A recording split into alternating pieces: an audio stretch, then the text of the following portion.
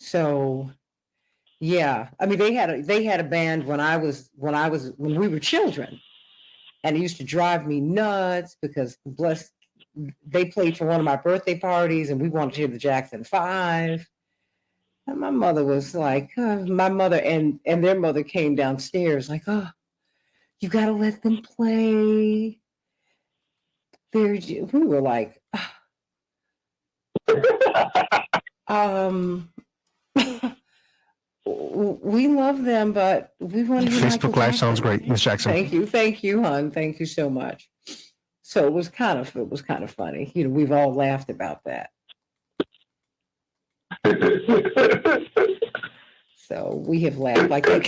Could you hear Pastor Brooks? Yes, ma'am. Okay, very good. Wonderful.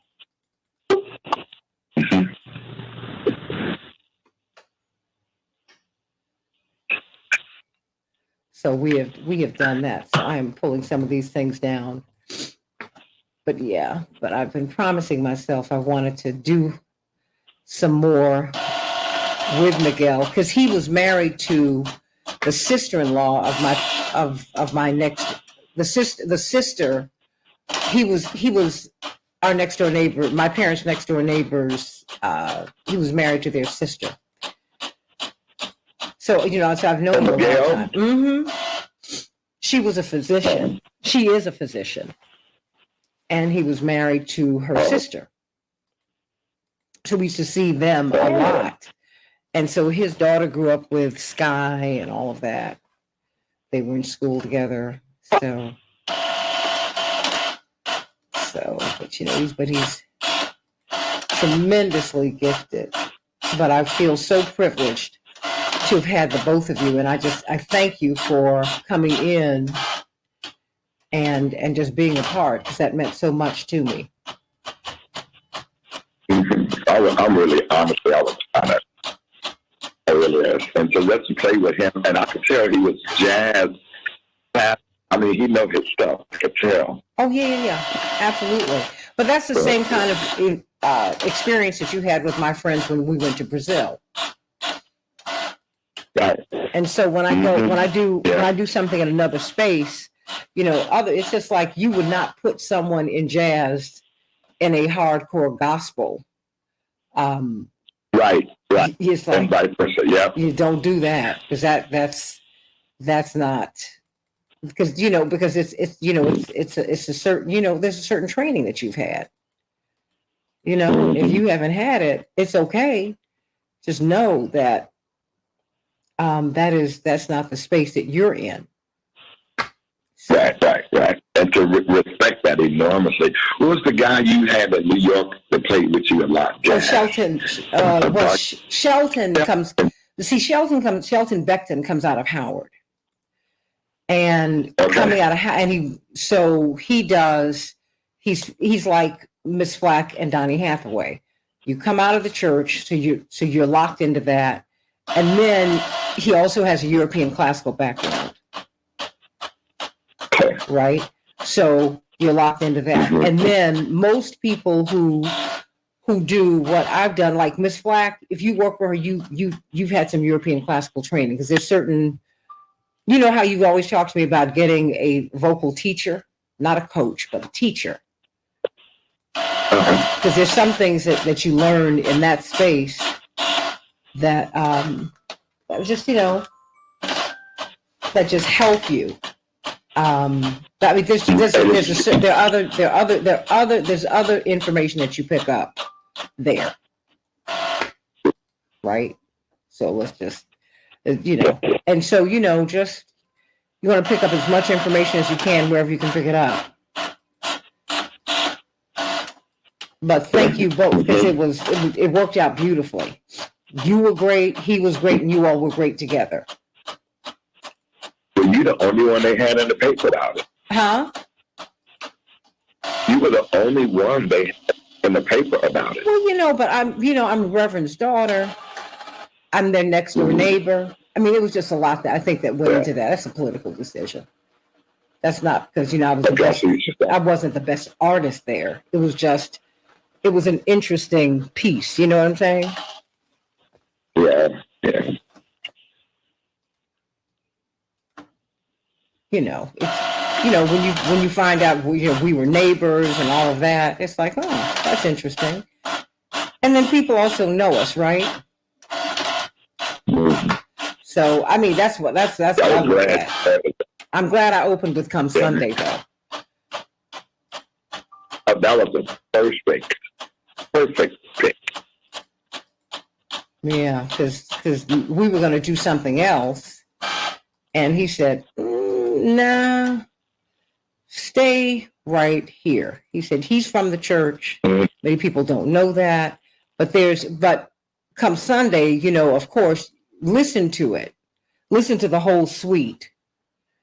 How much time do we have? Do we have 2 minutes or 1.5? A little under 2 minutes. Okay, thank you. This was a Duke Ellington piece, and he only wanted Mahalia Jackson to do it. No way. Oh yeah. So you should pick that up. It was Duke Ellington's church, his church music. Yeah. So you should you should absolutely listen to it. And there is a way that you do it. I mean, and you'll do it in your own way because Darius, you're an icon. You put your own stamp on it. But listen to what he did with it, which is why I chose that, because it was a bridge between the jazz worlds, right? 1 minute. Thank you. And because that's what he did. He was a bridge.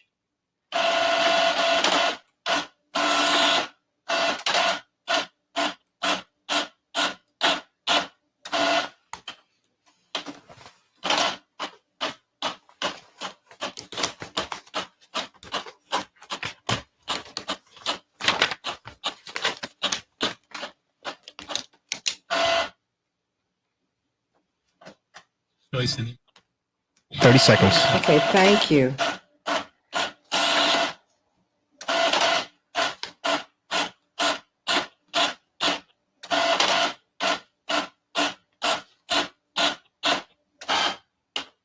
Ten seconds. Okay, just keep me on mute for a hot second. Stand by. Thank you.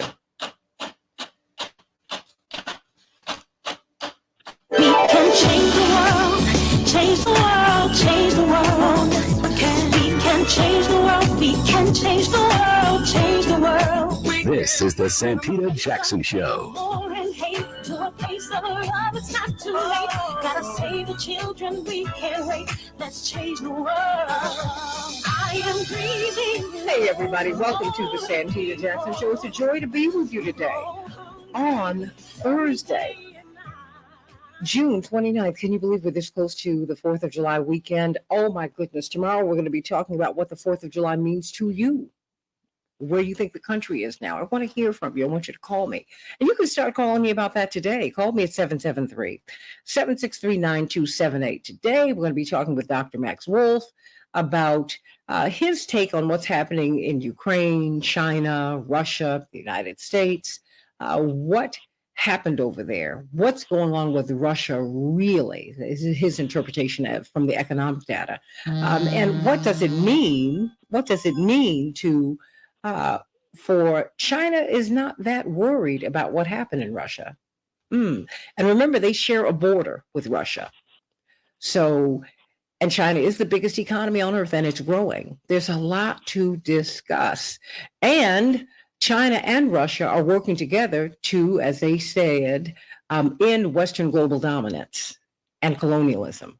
Ooh, that's really loaded. There's a lot going on, and they have profound and growing and deepening partnerships with African nations, with Asian nations, with South and Central American nations, with the global South, indeed with the majority of the world.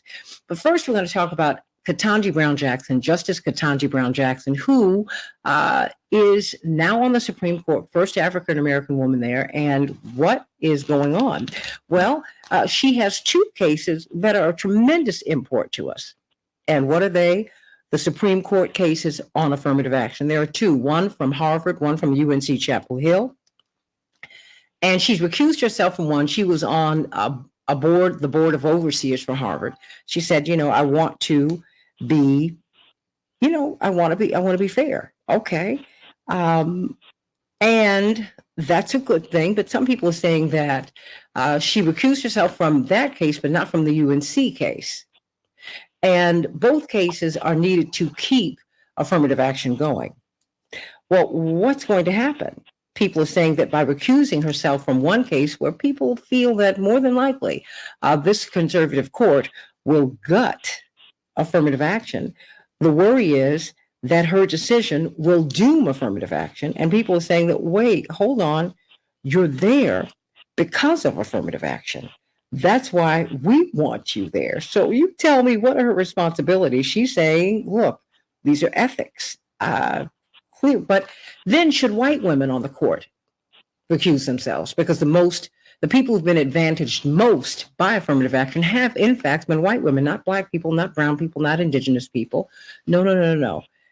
So you tell me what your thoughts are. 773-763-9278, 773-763 WCPT, 773-763-WCPT. Of course, we're going to have good news from Pastor Darius Brooks and, of course, Dr. Shanina Knighton, who's going to be talking to us about infection prevention. America's third largest city still has the worst air quality in the world right now. So we got to talk about that. How are you protecting yourself?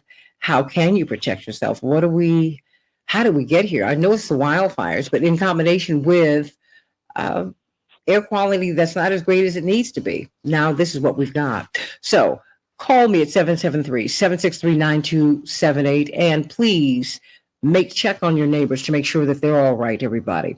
Well, here's some of the headlines from CNN. Presumed human remains were recovered from the debris field of the doomed Titan submersible, according to the U.S. Coast Guard. The discovery was among the evidence that arrived at a Canadian pier nearly a week after authorities determined that the Titanic-bound vessel imploded in the North Atlantic, killing all 5 people aboard.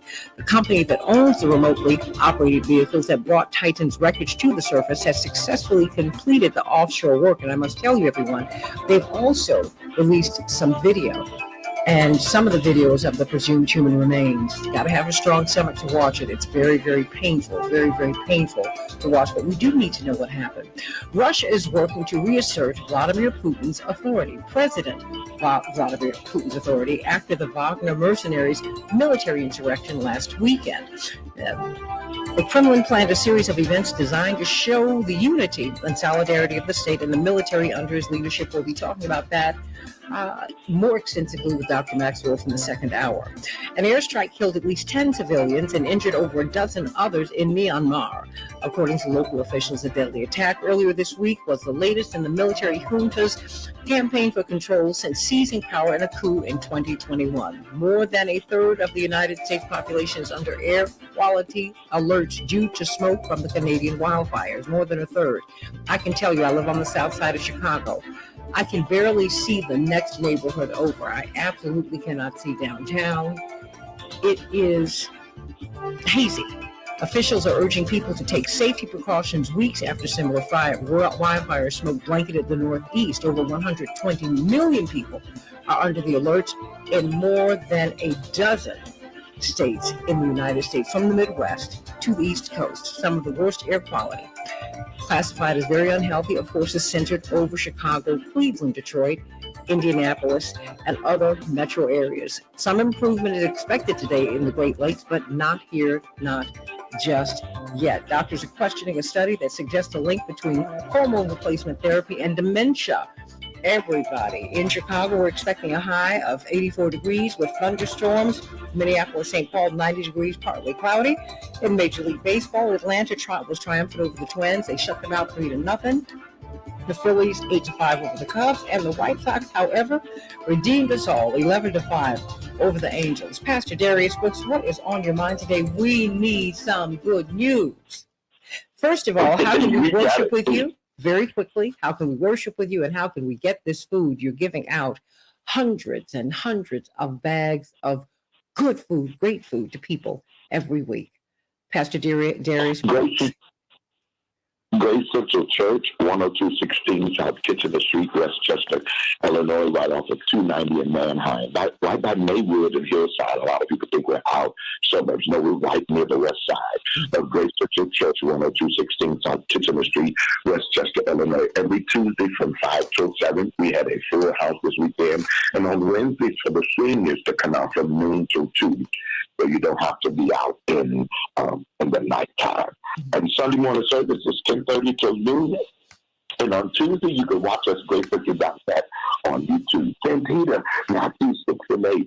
Be not therefore like unto them, for your Father knoweth what things you have need of before you ask. Santita, I want to use a thought this one that's crazy amazing. I'm allowed to say to myself one of these days. I'm allowed to say to myself one of these days. Santita, everyone at some point has to realize that you have to make choices in life from the menu of life. This is natural. However, Santita, you see God, His Word. He shares with us some great information. Santita, 1 Corinthians 15:46 says, the spiritual did not come first, but the natural. And after that, the spiritual. The spiritual place is when we want a higher authority or a better direction in our heart for our lives. Wonderfully, that's why everybody uses the word God or Jesus or a higher power or the Bible with the perspective, because where we are as humans in the natural, it doesn't always add up. So there comes a point where we sit down and realize, how do I do this? How do I make sense out of all of this? When we seek answers, and thank God, it comes through for us every time, because the Word of God has all the answers. And see, I tell Grace Central all the time, everything you need is in the Word of God, from love stories to murders. So when the natural is not doing what it needs to do in people, places, and things, we go to a life in Christ, which becomes our spiritual life in Christ. His word and rightly divided, where He renews our thoughts and heals our hearts with the direction for life and it more abundantly, so that you're allowed to imagine and desire, you're allowed to explore, you're allowed your full potential of your imagination. That is what you call the fun part of life. It's full of possibilities and unlimited resources. There is no penalty for allowing your imagination to run. You are allowed to say to yourself, one of these days I'm going to feed 100 people on the street. Great picture doing it right now. I'm going to have a Mercedes. I'm going to have a nice home. I'm going to have some days overseas. I'm going to get married. I'm going to have some children, but that's what you want now. I'm going to go to a far out country, and I'm going to have the right kind of people in my life to assist me in accomplishing some of these things. Whatever your imagination can comprehend, God's word can help you do it in His way. When Jesus asked the single out the greatest commandment, He replied, love the Lord your God with all your heart, with all your soul, with all your might. This was the first commandment. Santita, a number of things we can create through God's word that reveals God's character are as limitless as our ability to learn more about ourselves.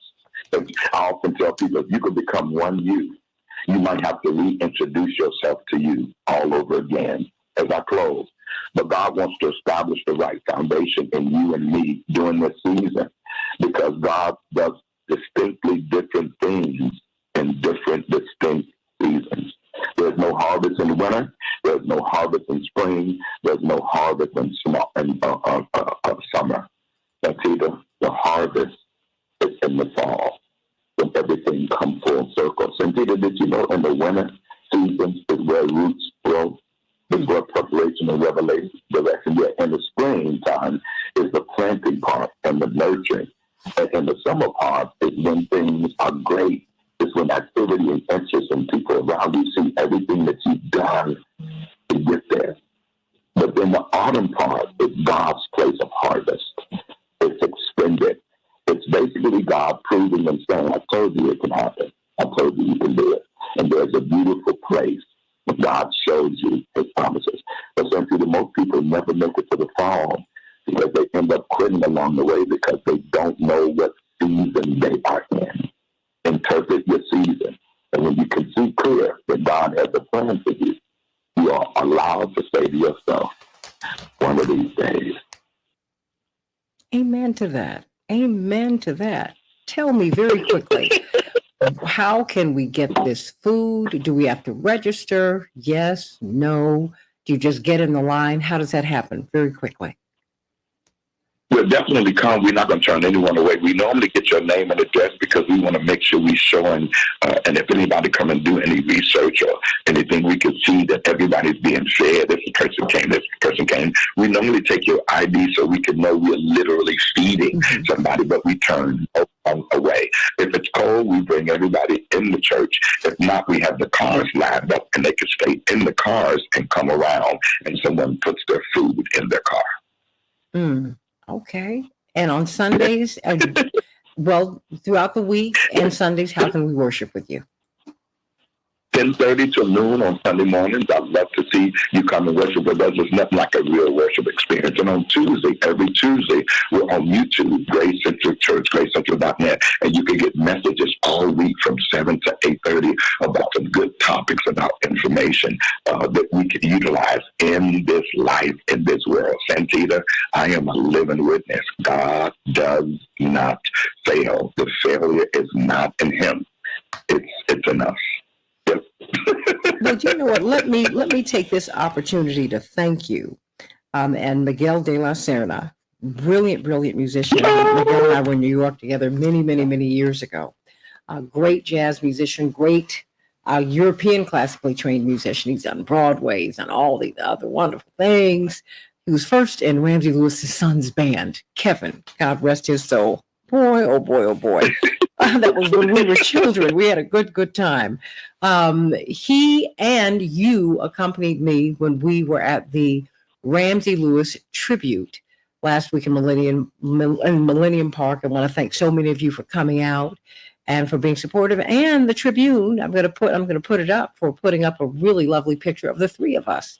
It was really wonderful to be able to have these two great musicians as my foundation, as we all, the three of us, and Donald Lawrence, and oh my goodness, so the Urban Knights, all of these people came together to give tribute to this icon of music, someone who's known for his tremendous, just as one of the greatest jazz musicians we've ever heard. But when you heard Ramsey Lewis, you heard European classical music. You heard the church. That was where he started. And in fact, his father, who was a minister, had planned for him to be a minister, but he kind of went over here. But in his final seminal project, he asked Pastor Darius Brooks to participate with him. Such was his respect for Darius Brooks, who is a Grammy winner. And of course, Reverend Milton Brunson had so much faith in him as well. And we've seen him grow and his ministry grow. And one of the great joys of my life is to be able to work with you. And I want to thank you for participating with me, but for being part of that tribute, because I think that it was very important that we be part of that tribute. The man whose band gave us Maurice White. Maurice White came out of Ramsey Lewis's band. So when you hear Earth, Wind, and Fire, wow, you hear Ramsey. That's how I met Maurice White when I was a little girl. He was at their house all the time. Because we were next door neighbors. And so when we have all had the opportunity, my brothers and I have been out, Virgin and all of them know us. They knew us. We're like shocked. How do you know us? They were like, don't you remember when you were at the house? Yeah, we remember when you were at the house too. Don't you remember we used to hop the fence and come over to your house? I'm like, oh wow, really? And they would get the Earth, Wind, and Fire albums first, and they had this fabulous sound system that they used to play out of their garage, and it would blast all over the neighborhood. So we would hear the Earth, Wind, and Fire albums, oh my goodness, like 2 or 3 weeks before they were released to the general public. It was just fabulous. Oh my gosh. But it was wonderful being with you. And I just want to thank you for that. Thank you for coming in from Dallas to be part of the tribute and for flying out the next day. I wouldn't have missed it for the world, especially playing with you. My sister called me and said, hey, you and the tribute playing for Santita. I said, what are you talking about? Hey, wait, our technology is crazy now, Santita. You ain't got to go get a paper. She screenshotted her paper and sent it to me. Unbelievable. And then you So sent it to me. Yeah, and I'm so honored. I'm glad you invited me to come. I really wanted to be there so bad because of him. You are absolutely right. I had a dog.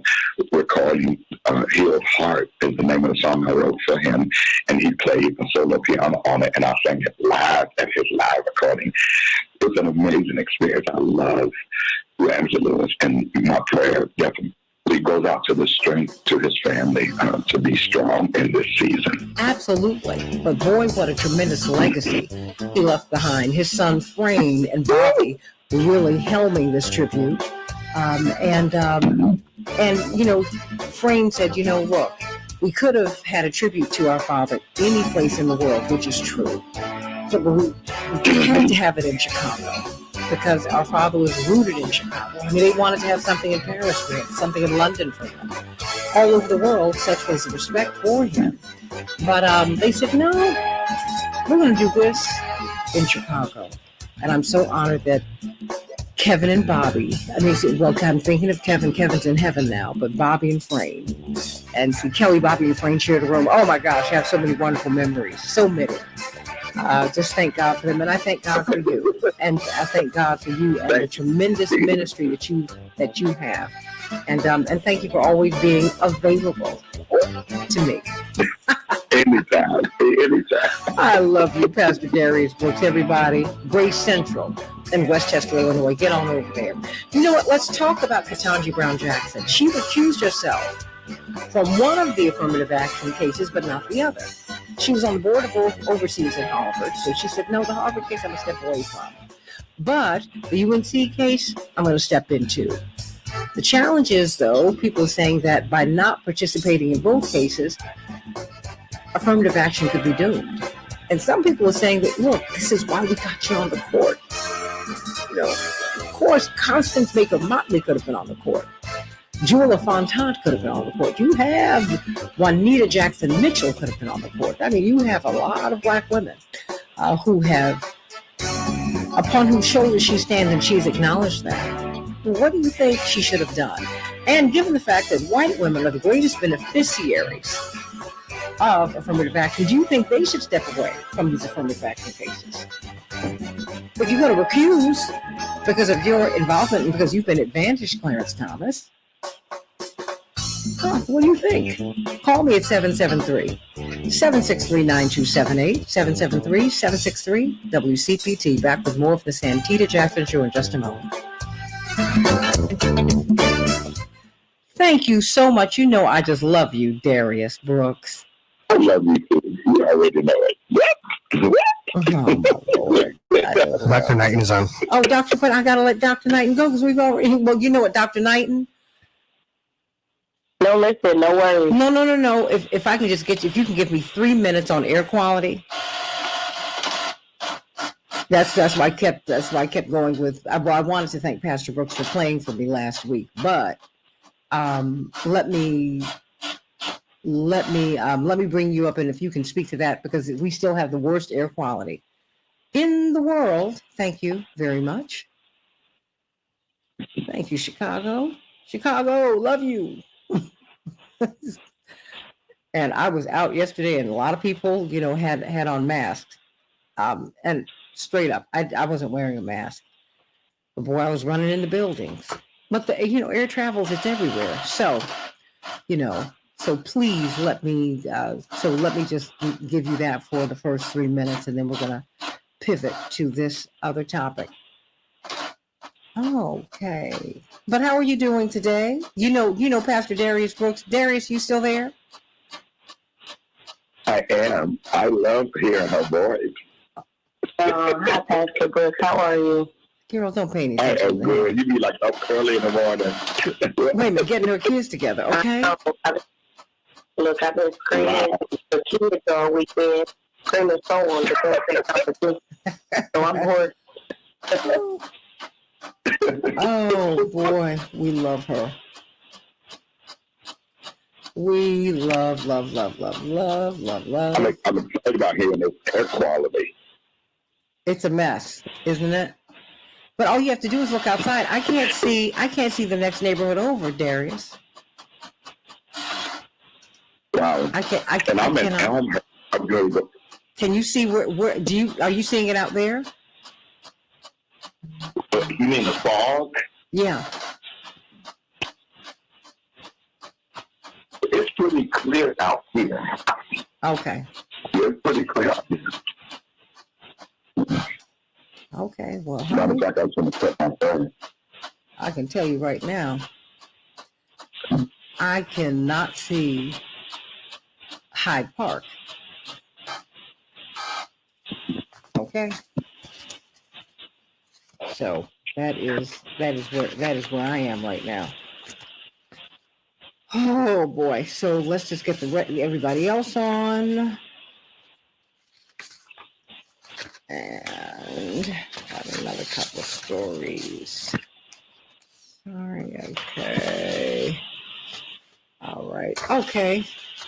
Okay, so I'm gonna come right to you, Dr. Knighton, but thank you so much because I know this is, boy, for those of you who have children who you're trying to get out the door, this is a heck of a time for me to catch y'all in the morning, and I want to thank you. Miss Jackson, I have everybody on except for Miss Wells. Did you want me to call her, or did you want to wait for the next break? Call her, and we'll wait for the next break. Because if we can't get her, no, we're gonna wait for her anyway, because we need to. We'll wait Should I call her back after 7? Yeah. Okay, sounds good. You can leave her a voicemail and just say that it's 7:30. We'll bring her on. 7:30, great. All right, Okay. We have about 30 seconds left. Perfect. Daryl. Good morning. Dwight. Morning. Todd? Hey, Darius. Good morning. Good morning, Dwight.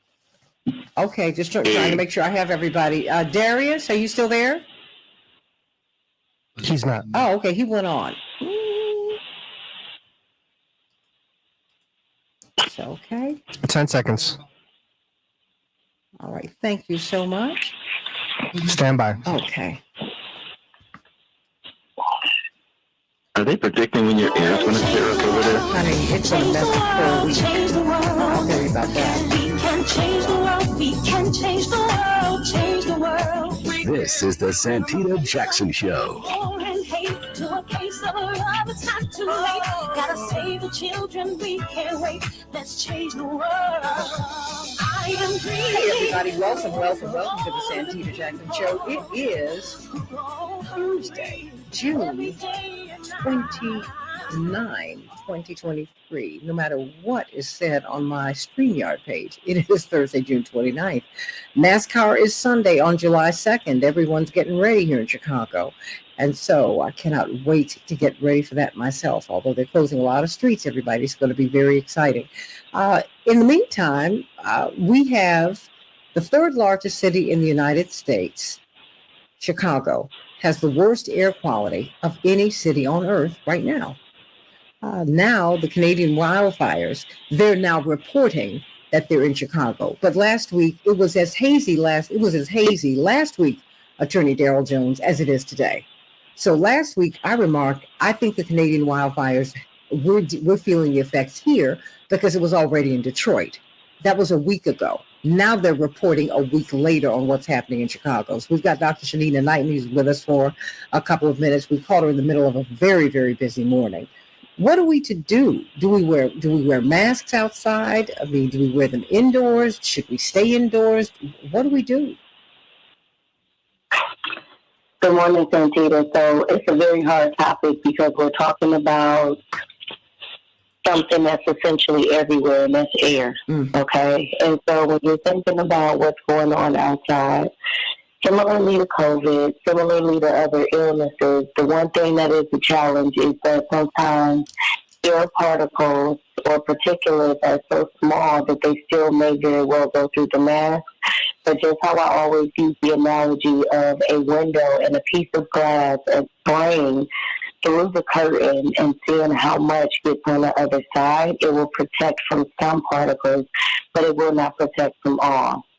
Unfortunately, this is a reality that many are facing at this very point in time. One thing that I think is of concern to me is the homeless people or people that are displaced. So I'm not going to call them homeless, but do not have a physical dwelling, permanent dwelling to go into that is safe is of concern. I'm also looking at places where we know that, let's say, buildings may not necessarily be up to code and the air quality is bad, which means that everything that is seeping on the outside is also seeping on the inside. So those are unfortunate things right now, but this also begs to differ why we need certain things. We know that air pollution can cause all kinds of stuff. I'm talking about cancer, pneumonia, asthma, allergies, heart disease, and low birth rate. Low birth weight. Mm-hmm. So, respiratory symptoms can influence. So I think that's one thing to start, is just to let people know what does the severity of something like this look like. So that would be one. The second piece of it is when you are thinking about your home very well, how do you cut down on pollutants? And so it's just making sure that you are at least getting, let's say, a home test kit to check to see, what high levels of, like, let's say, radon might be in the air. And what happens is that can occur, if you have, let's say, like cracks, you can have leaks in your home. And so it's very important to check on that. The other thing that can be changed is secondhand smoke. So secondhand smoke, it actually makes, this nasty film that goes on surfaces and clothes and furniture. Finding a way to also be able to clean that up is very important, because now we're talking about outside air and we're talking about inside air issues that we'll be combining. It is possible as well when we're talking about formaldehyde. Formaldehyde is something else that also can cause issues, and it occurs in indoor air. And so all of these things, and I know we can't go into it too much, but it's just making sure that, for one, we are testing the air quality, we're testing for pollutants, and we're trying to cut down pollutants that can potentially be in the home. This is one thing that people don't tend to do. I do understand that those test kits can cost, let's say, even around $200 in order to be able to do. But it's one of those things where I keep on saying that prevention is better than treatment. So in this particular instance, you would want to make sure that you're testing, just to make sure that you're not having those unexpected things, such as the runny nose, the watery eyes, the sore throats, skin rashes, itching. So many things that can occur, but these are issues that could send somebody into having to need care. Should we run the air conditioners in our homes if we have them, or can we open the windows? What do we do? Just making sure, for one, that on the inside that you do have HEPA filters. Okay. Another thing that helps as well, remember that everything is connected. So fans, check the blades on your fans. Are they dirty? Is it something that needs to be cleaned? That's actually something that people most likely miss when they are cleaning their homes, is they miss to clean the fans. So that's something else that occurs. Dampness. So even too, like if you're dealing with mold, that air quality is impacted by something such as that. And so when we're thinking about everything that's going on right now with the burning that's occurring, we're looking at different pollutants that's in the air. And so some of that can also be combined with what potentially might be in the home, which is dampness. Hey, Dr. Nina, HEYDRNINA. That is her handle on social media. And, it's, as we're going into this 4th of July weekend, a weekend in which many people are trying to be outside. We've got NASCAR here in Chicago. It's summertime. We're trying to enjoy hot fun in the summertime. Well, now we have got 120 million of us in the United States. A little more than a third are having to deal with this poor air quality. Everybody, we've got to protect the environment. All these fires in Canada, we're all connected. Breathing the same air. We're sharing the same planet. Sending you and your family so much love, Dr. Shanina Knight. And thank you for making space for us today. And it was tough for you today. Absolutely. You have a great day. Sending you so much love. Hey, everybody, let's talk about the Supreme Court. It came to me when we were talking yesterday, as we were talking with Reverend Dr. Todd Deary, who's with us once again, and Attorney Darrell Jones, who's with us once again, and Dwight McKee, Dr. D, who's with us, social scientist. what about Ketanji Brown Jackson? Justice Ketanji Brown Jackson, said early on that she would recuse herself from the affirmative action cases. And many of us who pulled for her to be put on the court were very, very unnerved by that, because we said, wow, we need your vote. We've got a conservative court. They are primed, led by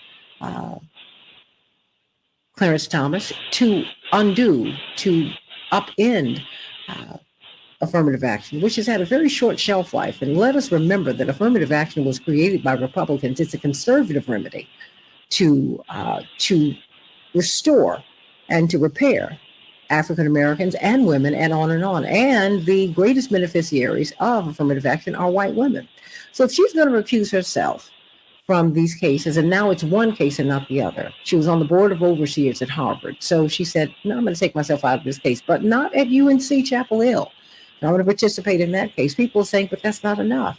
But what do you think? What do you think about that? What should she do? And what should the white women on the court do?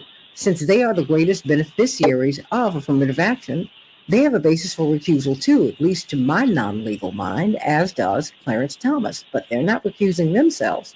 So Dwight McKee, Attorney Darrell Jones, and Reverend Dr. Todd Yeary, Esquire, let's talk about it. Let me toss it to you, Attorney Darrell Jones. I mean, what does her recusal mean? I was reading a lot of headlines, one of which said, look, this dooms, all but dooms affirmative action programs. That's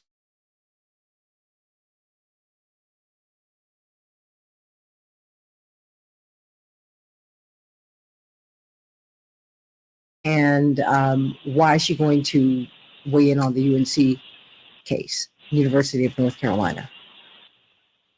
Thank you, Santita, and good morning. You know, Justice Ketanji Brown Jackson continues to amaze. She continues to hold herself to a standard that raises the entire Supreme Court. So I say that as the introductory remarks because of this. What we see happening with Justice Jackson in this case is that she served on the board of overseers for Harvard University. It didn't have a direct impact on the admissions policy of Harvard, but it was the advisory board for Harvard University. And so she believed that there was an appearance of an impropriety since this case is dealing with admissions into Harvard, and she served in a capacity where she was advising the admissions board with regards to admissions into the university. So she sees that as a direct conflict for her, or at least a potential conflict, or the appearance of an impropriety. And so to remove herself and to remove any potential stain that could be there, Justice Jackson said, I will not sit, I will recuse myself from the Harvard consideration. And the Harvard consideration, when we're dealing with affirmative action, is dealing with the privatized side of what is being considered for affirmative action, because Harvard is a private university. The companion case that is coming in, which is also dealing with affirmative action, is the UNC case. And with the University of North Carolina case, it is the public side of this, because it's the public university. And because Justice Ketanji Brown Jackson does not have any conflict or appearance of any conflict with the UNC case, she is not removing herself from the consideration in that case. So it becomes really interesting because, you know, in this analysis, assuming that Justice Jackson and the court chooses to first do the analysis on the University of North Carolina case, she'll be able to participate in all of those proceedings with regards not only to the argument, of course, that has already occurred, but through the process of the decision-making. And her analysis, if UNC is done first in the analysis process, could potentially sway the other justices in the Harvard case. But interestingly, she will not be participating in the Harvard discussion at all. So it's going to be really interesting because, you know, we have this 6-3 divided super conservative Supreme Court, and we have seen the impact of Justice Ketanji Brown Jackson from other cases, from the Moore case as well as from the other cases that she's been involved in, where we've seen her thought process influence Justices Kavanaugh as well as Justice Roberts. There's no hope for Justice Thomas. You know, he's his ship had sailed a long time ago on these issues. So that's the analysis, I think, Santita, that goes into this consideration. You know, Justice Ketanji Brown Jackson, while the court and many of its members are still mired down in personal conflict and conflicts with regards to whether or not they have if they have positions that they should not be involved in their dealings with people that appear before the court. She's above the fray. She's continued to hold herself above the fray, and is saying this is the standard to which all justices should hold themselves. I won't participate in the Harvard case, but I will participate in the UNC case. Dwight McKee, what's your take on this? Well, I see it a little differently. It's you can't put yourself above the fray when the Supreme Court's job is to do is resolve the fray. It's following that logic, there should be no white men on the Supreme Court because 90% of all the decisions on the Supreme Court benefit white men and has for the last 200 years. It's, Judge Tandy oversaw the Dred Scott decision when he was a slave owner. You know, I think that the reason that you have a Brown on the Supreme Court is for issues like this. And when recuse herself is like a doctor saying, I can't get involved in this because somebody is sick. And it's a conflict of interest for me because, there's a conflict between them being sick and me being able to heal them. Well, the fact of the matter is what we're trying to do is to get healed in from 150 years, 200 years of discrimination. And for us, she's the doctor in the house. I think that it's a strategic error for her to recuse herself. And if white men don't accuse themselves from all the decisions that benefit them, which is every decision that they've ever made on the Supreme Court. Reverend Dr. Urey, your thoughts? Well, good morning, Santita, to my colleagues, to Bill, to Brother Dwight. Let me throw a little something into the mix. I lean a little differently on the calculation of Justice Jackson. Okay, we need you a little louder. Hold on one moment. Are you on speaker? Are you on the earpiece? If you are, we can't hear you as clearly. Okay. All right, let's try this. Oh, my word. Absolutely, yes. Absolutely. Okay, all right. I take a little different view for Justice Jackson's tactical move. And I think it goes back to looking at what we call the procedural posture of these cases. Originally, the UNC and the Harvard cases were consolidated, meaning the court would take oral arguments at the same time and make a combined ruling that affected both outcomes. When Justice Jackson recused herself, the Supreme Court made a decision to deconsolidate the cases because the basis for the recusal in the Harvard case did not justify recusal in the UNC case. The reason I think that's important is because they're not the same thing. You have a private institution and a public institution. The legal principles may apply differently. The issues in the case may be argued differently. And so Justice Jackson's role in potentially creating a conflicted ruling, right? When you're at a disadvantage, when you know you're outnumbered, what you have to do is you have to change the calculus a bit to put yourself in a position to lead to a different legal conclusion than you otherwise would have consented to had you just kind of stayed in where things are. She did not have to recuse herself. We know that's the case. Recusal rules are typically subject to review by the next highest court, the Supreme Court being the highest court in the land.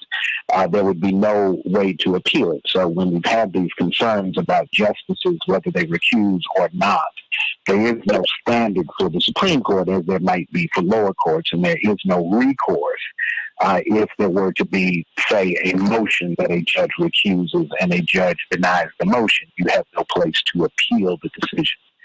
And so I think in the mind of a Justice Ketanji Brown Jackson, as we have watched her comport herself in her first year on the highest bench. I think we have to defer to her to understand the calculus inside the moving and the rules of the Supreme Court, because at the end of the day, I think it's a little more than her affirming her character, which she always does and has done.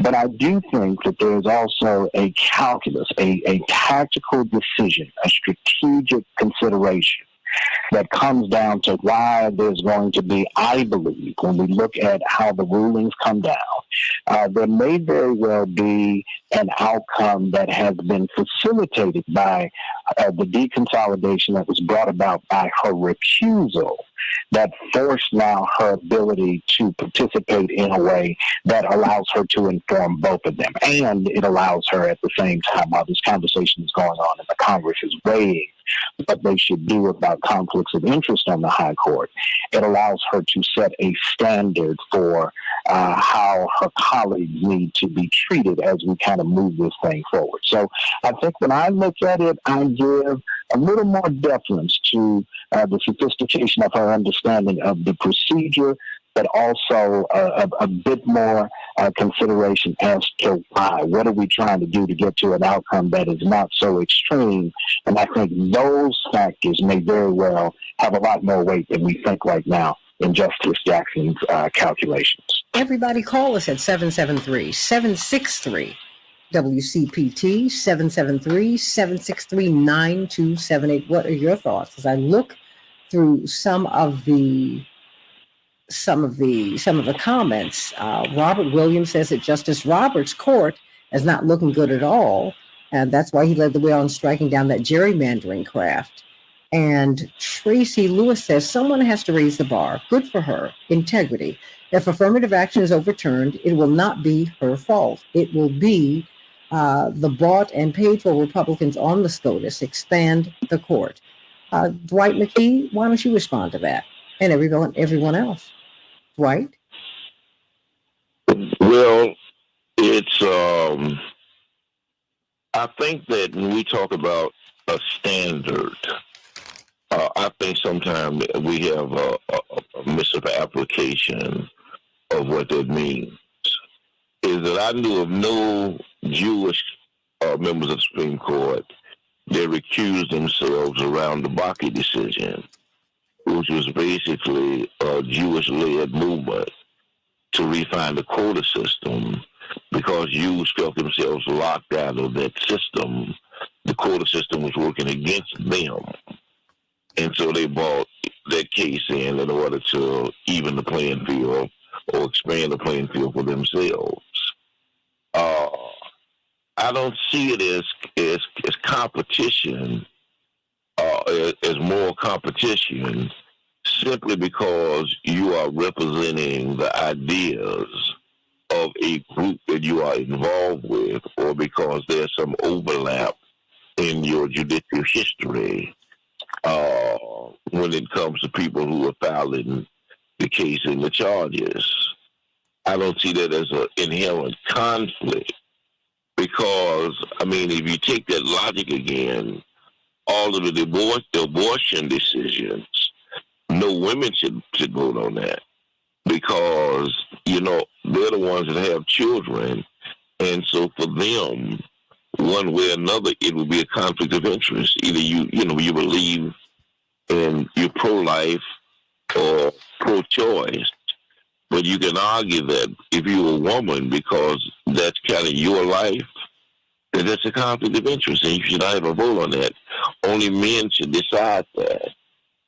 I don't think the group you come from or the history you have should inherently create for you a conflict of interest, because absolutely what you really are doing is advocating your authority and your power to other people that's also operating with a conflict of interest. So your group is never represented and fought for, while the other groups, who for them is also could be a conflict of interest, always have the vote the last say. Well, Daryl Jones, of course, Thurgood Marshall served in another time, but it for the same purpose. I guess, we always, the question is, what would Jesus do, right? What would Thurgood do? Not making him Jesus, of course, but he really is the platinum standard for us in the world of jurisprudence. I mean, what would he do you believe? Well, I think that Justice Marshall obviously is very different than Justice Jackson in his approach, both politically and on the court. I think that if Justice Marshall was in this position, he would not recuse himself. He would, in fact, insert himself into this process. And part of it is for sort of a mixture of the reasons of what Todd and Dwight are both saying. He would assert himself then because he would want to be certain that the voice of the African American student is heard. But he would also assert himself then because he would know that the Supreme Court is the ultimate deciding person when it comes to conflicts of interest, and no one decides for them. So he would stay in there to make that decision. So I think that Thurgood Marshall would stay in on the Harvard decision and, of course, the UNC decision and assert the position pushing for affirmative action. And that's how I would see it. Well, I want Reverend Dr. Geary and Dwight McKee to speak to that. On the other side of the break, we'll be joined by Mark Fancher. I can't wait to hear from you. And call us at 773-763-9278. We'll be talking about these issues and so many more at the Rainbow Push International Conference, July 15th through the 19th. Want to hear your voices, want to see you there. It's going to be great. Meccan Financial is going to be there too, helping you to become financially literate. And for those of you who are working class and middle class, you'll be able to get a financial consultant, someone who will show you how to appropriate your monies. Yeah, that's right. That's what they do. And not just for the wealthy, but you, for all of us. Back with more of the Santita Jackson Show in just a few minutes. Call us at 773-763-9278. Thank you so much. You all keep talking. We're on Facebook Live. I guess for me, what would Thurgood do? You all don't have to spend your best stuff here, but I know you all have a lot in your bag. I'm going to send you, I just got a message from CK. She can step in for a hot second. But you all keep talking. Reverend Uri, what do you think Thurgood would do? Well, the short answer is I don't know. The late justice's keen assessment, having been on both sides of that table many times before the court, understood the implications not only for the court, but for the parties before the court. And so I think he brings kind of a similar assessment, whether or not he would have reached the same conclusion. I think when you have to represent an often adversely impacted court or impacted party who comes before the court, you have to think more broadly than just kind of what appears to be obvious on the surface. And so I think Justice Marshall, the late justice whose birthday is actually this Saturday. We will have celebrations in Baltimore in memory of the late justice. It's important to consider that because we are historically underrepresented throughout the legal community, our analysis and our assessment often has to take on a depth and a breadth that extends beyond just what obviously appears within what we call the four corners of the page, but what happens beyond the page, to consider how do we make sure within the context of the rules we don't let kind of maybe a little simple, not in the adverse term, but just a kind of a cursory assessment to lead us into making a decision that may run counter to our ability to protect the interest of the parties that often don't have a place.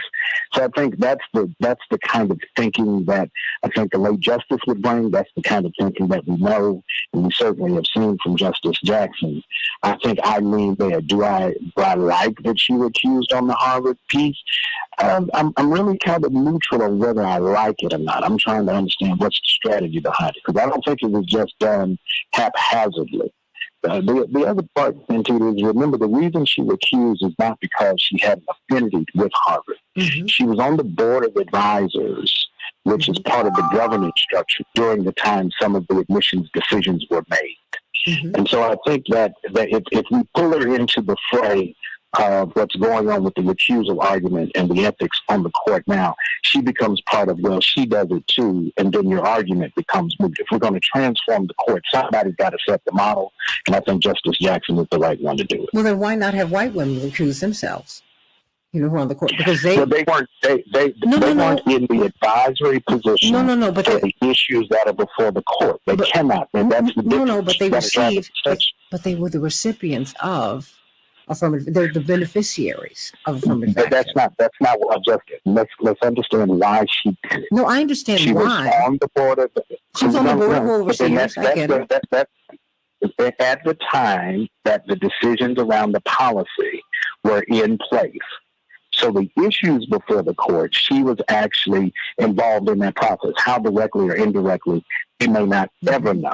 That's a little different. If we start doing because this might affect you because of what category you fall in, then what you may end up doing is leaving yourself vulnerable to a lot of these decisions where the absence of the input, particularly Attorney Fancher's on. Justice Jackson's insight, may actually be greater harm. Well, I think the challenge is optically and actually, that's why she's there. Optically, actually, that's why Clarence Thomas is there. Optically, actually, Amy Coney Barrett and all these other people, they're there for these kinds of decisions. I'm not a lawyer as you are, as you, Attorney Jones, as you, Attorney Fancher are, all of you. But that's why she's there. She is there for that reason. And those of us who just purely in the civil rights space, I look at that and go, okay, what would Thurgood do? Thurgood Marshall was very, very clear on why he was there. And so he stood in that gap. And mind you, I have felt some kind of way about this because I said, I think that she is making a very ethical decision, but it's ethical to a fault. And so that's why I wanted to bring this up today, because I felt that, I feel that it's something that we need to talk about, because when you read the articles about her, people have not gotten into the particulars of the Harvard case. They see the first Black woman on the court who has an opportunity to be the firewall between the end of affirmative action and the continuing of it. And they're saying she's stepping away, and by stepping away from at least one of the private side of this very, very impactful case, that, affirmative action will be doomed. Should it all rest on her shoulders? No, but she's standing on so many other shoulders. So, it kind of balances out in the end. But let's definitely... I'm trying to figure out what math they're doing. You've got a 6-3 conservative court. Yeah.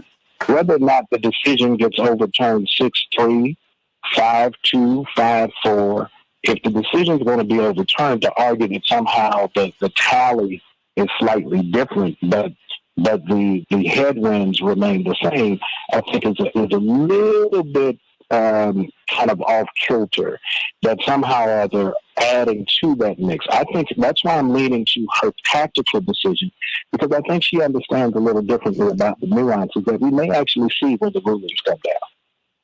Well, I think she... If I can respond to that. Okay. If I can respond to that, Brother Yuri and I'd love to I. have you. Okay. And I want you all to please make the same argument on air, but I've got 2 minutes. Yes? Well, y'all wait for that if you want me to.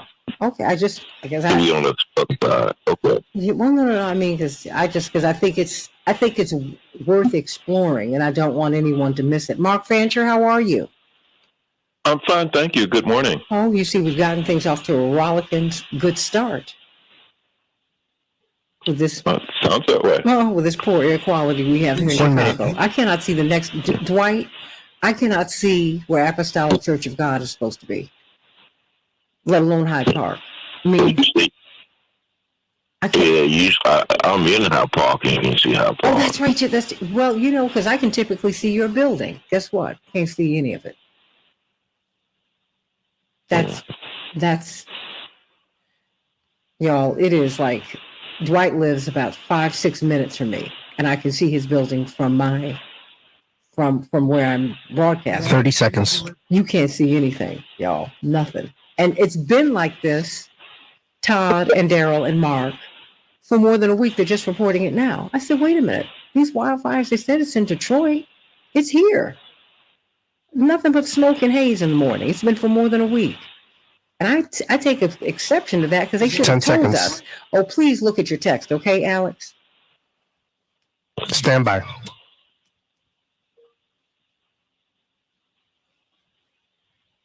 We can change the world, change the world, change the world. We can change the world, we can change the world, change the world. This is the Santita Jackson Show. War and hate to a place of love, it's not too late. Gotta save the children, we can't wait. Let's change the world. I am breathing. Hey, everybody, we're having quite the discussion about affirmative action. I mean, one of the major cases that is going to be heard by the Supreme Court, that's being heard by the Supreme Court. We're going to get a decision. Will affirmative action survive? Will it not? And many people are saying that, well, Ketanji Brown Jackson is the key. So what do you think about that? Call us at 773-763-9278. She is someone who's really sought to be highly ethical at a time when the ethics, the integrity of the court is really at stake. Most people don't trust it. And so one can understand her being very, very, very careful. But one can also understand that she is there because, you know, there was one of the demands of the 2020 campaign was that a Black woman be put on the Supreme Court. So it was Black advocacy, if you will. He said, you know, affirm this action, put her on the Supreme Court, put a Black woman on the Supreme Court. So what would Thurgood Marshall do? I guess that's my question, because to me, he's always going to be the gold standard. Always has to be. Has to be. But no, when we come in, no, wait a minute. Hold that thought. I got to get some of these headlines in. Santita Jackson on the Santita Jackson Show. WCPT Thursday, June 29th, 2023. That was, of course, Dr. D. And we've got Reverend Dr. Todd Geary. We've got Attorney Daryl Jones, Attorney Mark Fancher. Soon we'll have Attorney C.K. Hoffler and Dr. Max Wolf at the bottom of the hour. We've got a lot to talk about today, so let's get right to it, everybody. What will Thurgood do? Call us at 773-763-9278. Everybody, here's some of the headlines from CNN. Presumed human remains were recovered from the debris field of the doomed Titan submersible, the U.S. Coast Guard said yesterday. The discovery was among the evidence that arrived at a Canadian pier nearly a week after authorities determined the Titanic-bound vessel imploded in the North Atlantic, killing all 5 people aboard. Russia is working to reassert President Vladimir Putin's authority after the Wagner mercenaries' military insurrection challenged his leadership over the weekend. The Kremlin planned a series of events designed to show the unity and solidarity of the state and the military under his leadership. We'll be talking to Dr. Max Wolf about that at the bottom of the hour. An airstrike killed at least 10 civilians and injured over a dozen others in Myanmar, according to local officials. The deadly attack earlier this week was the latest in the military junta's campaign for control since seizing power in a coup in 2021.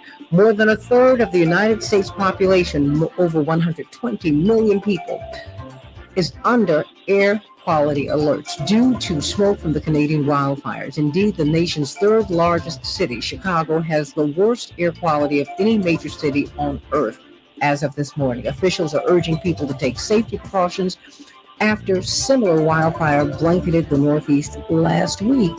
From the Midwest to the East Coast, we're still dealing with it, everybody.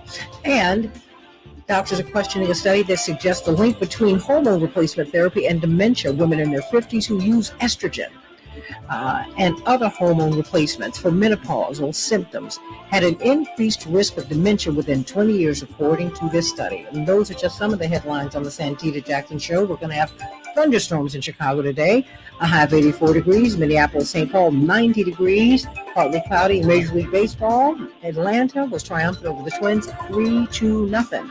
The Phillies, 8-5 over the Cubs. But the White Sox, well, they redeemed Minnesota, Minneapolis, St. Paul, and Chicago, 11-5 over the Angels. Everybody, you know what? I believe in financial freedom. You know, we have been working with Team Hochberg, and you all have been calling them. Continue to call them with your needs with respect to your home. If you want to be a home buyer, a homeowner, if you want to hold on to your home, if you think that you might If you see foreclosure down the road or if it's already here, call them. They can help you. But if you're a first-time home buyer, which means you have not owned a home within the past 3 years, there's a program that could help you become a home buyer today, a home owner today. You need to call Team Hochberg at 855-56-DAVID or go to 56david.com and check them out online. They are your trusted local lender. First-time home buyers made up only 26% of the market last year, down from 34% the year before, and numbers that were increasingly higher over the previous years. So Fannie Mae and Freddie Mac, knowing that the cornerstone of wealth for Americans is home ownership, they're alarmed. But they said, you know what, we can do something. We want to incentivize first-time home buyers by lowering our mortgage rates. And so if you're in the Chicago area and the total household income in your home is under $105,700, and if you've not owned a home in the past 3 years, this program just might work for you, everybody. Call Team Hochberg today. And whatever question you have about home ownership, whatever question you have about foreclosures, whatever issues you need, if you're seeking capital, if you're trying to get capital out of your home, call Team Hochberg at 855-56-DAVID. 855-56-DAVID. But in particular, we want to see if you can qualify for this amazing program. Now, they can raise the rates at any time and the program will go poof. So call them today at 855-56-DAVID, 855-56-DAVID. We're going to have David Hochberg on next week so we can talk about this some more and talk about the things that you need to hold on to your home. Remember, homeowners beget other homeowners, one after another. If you're a homeowner, then your child more than likely will be one, and on it goes. So let us begin today. So we've been talking about Justice Ketanji Brown Jackson and her decision to recuse herself from one of a pair of affirmative action cases. We've been having quite the discussion with Reverend Dr. Todd Erie Esquire, with Attorney Darrell Jones, with Dwight McKee. Attorney Mark Fancher is with us, and we're going to have, I believe, Attorney C.K. Hoffler shortly. But there was a discussion between that, you made some points, Attorney, well, you are an attorney and a reverend and a doctor, Reverend Dr. Todd Erie. I want you to just, if you can summarize what you were saying and have Dwight McKee respond. Because I asked, what would Thurgood do, right? And if we're going to recuse, why shouldn't white women recuse? Because they're the greatest beneficiaries of affirmative action.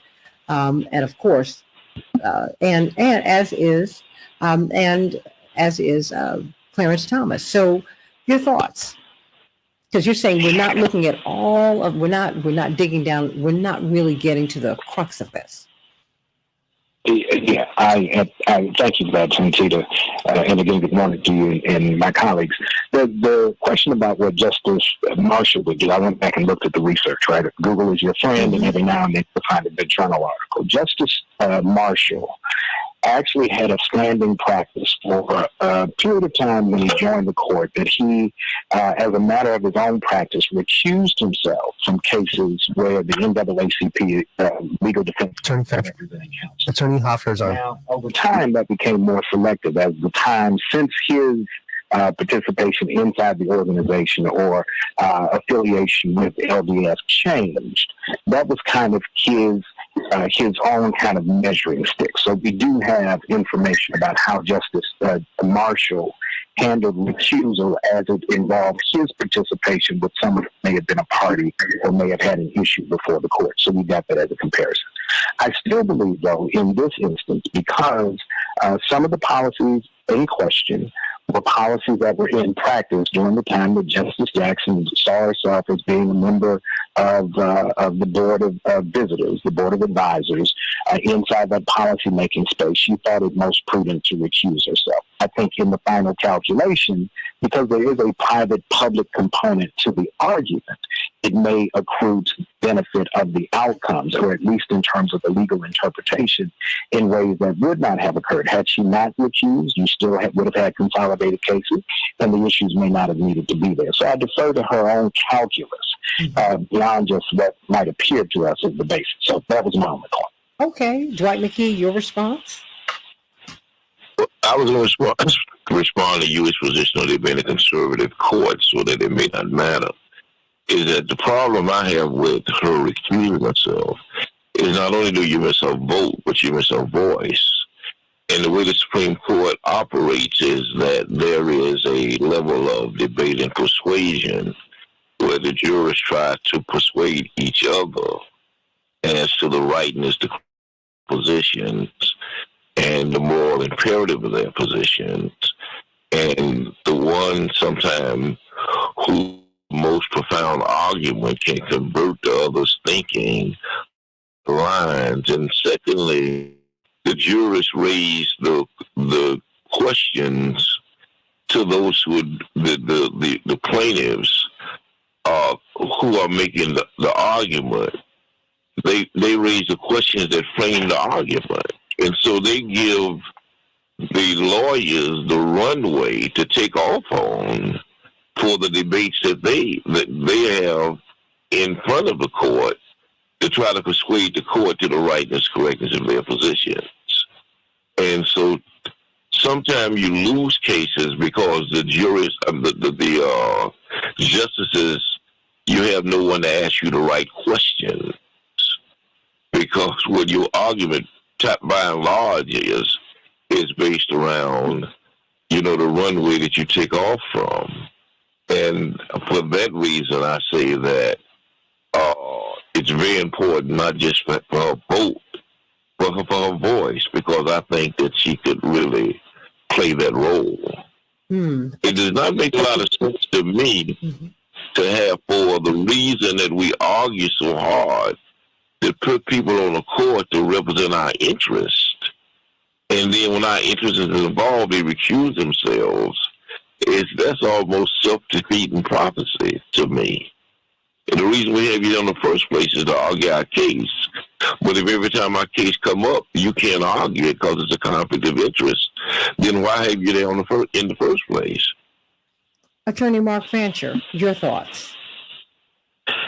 Well, I think both Reverend Urey and Dwight McKee make strong points. On the one hand, anybody who's in the legal profession recognizes how treacherous the path is when you're dealing with ethical questions, especially if you are of African descent, because they've got their eye on you, and they will try and get you out of the way, with any opportunity that you give them. So this is something that every legal professional takes very seriously. And so in some sense, we do have to defer to her judgment. But if we're going to second guess her judgment, the questions that I would raise are, how directly was she involved in any of the policies that are at issue? I don't know the nature of the institution and to what extent the body that she served on, as visitors or advisors, was involved in actually crafting the policy or approving it or anything. Very often these types of boards are more ceremonial than they are practical or substantive. They're there, essentially as an honorary position. You really don't participate. And if that's what was going on, then I think that notwithstanding any concerns that she might have about the appearance of impropriety, we do have to recognize, as Dwight said, that as a people, we're at war. And, affirmative action right now is in the crosshairs of the weapons of the people who most oppose us. And it is a time when anybody who has any opportunity to try and step in and to put themselves in between that bullet and the program, which is so beneficial to so many of us, really should seize that opportunity. And I think that's part of the calculation that has to be there. Sometimes we just have to be willing to take the hit. If there is a way in which she is able to craft a credible and legitimate defense of her remaining on that case, if there's any way at all, notwithstanding how it looks, then from my perspective, that's what she should do. The question of what Thurgood Marshall would do, we never know.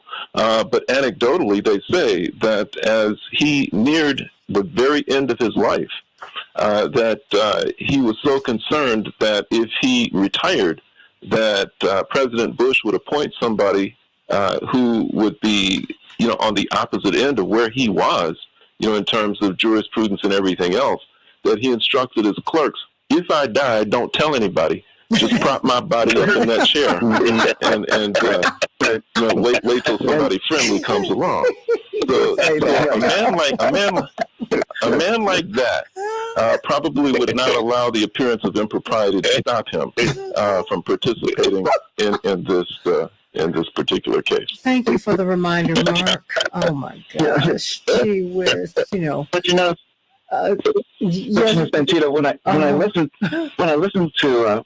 to the analysis that's thrown out there, I think that Justice Ketanji Brown Jackson has just put herself in a superb position, quite honestly, because what she has effectively now done from the position that we're in is that she's taken the high road and saying that I'm recusing myself from the Harvard case just because of the appearance of the impropriety that could be there, because we know that she had no hand in the policy decisions of the Board of Admissions dealing with that case.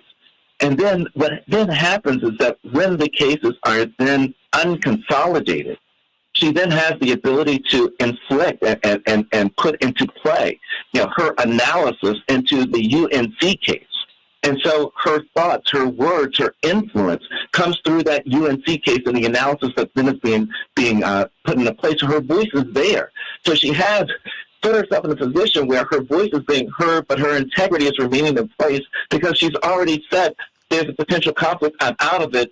But now that they're separated, I have the ability to put my voice into play and say what should happen, because the analysis for both the Harvard and the UNC case will probably be very similar. So she still gets her voice in play, but she also keeps her integrity with regards to the conflict of interest. So I think she's done a superb job of working through this particular situation. Well, particularly as the court is facing these incredible ethical violations.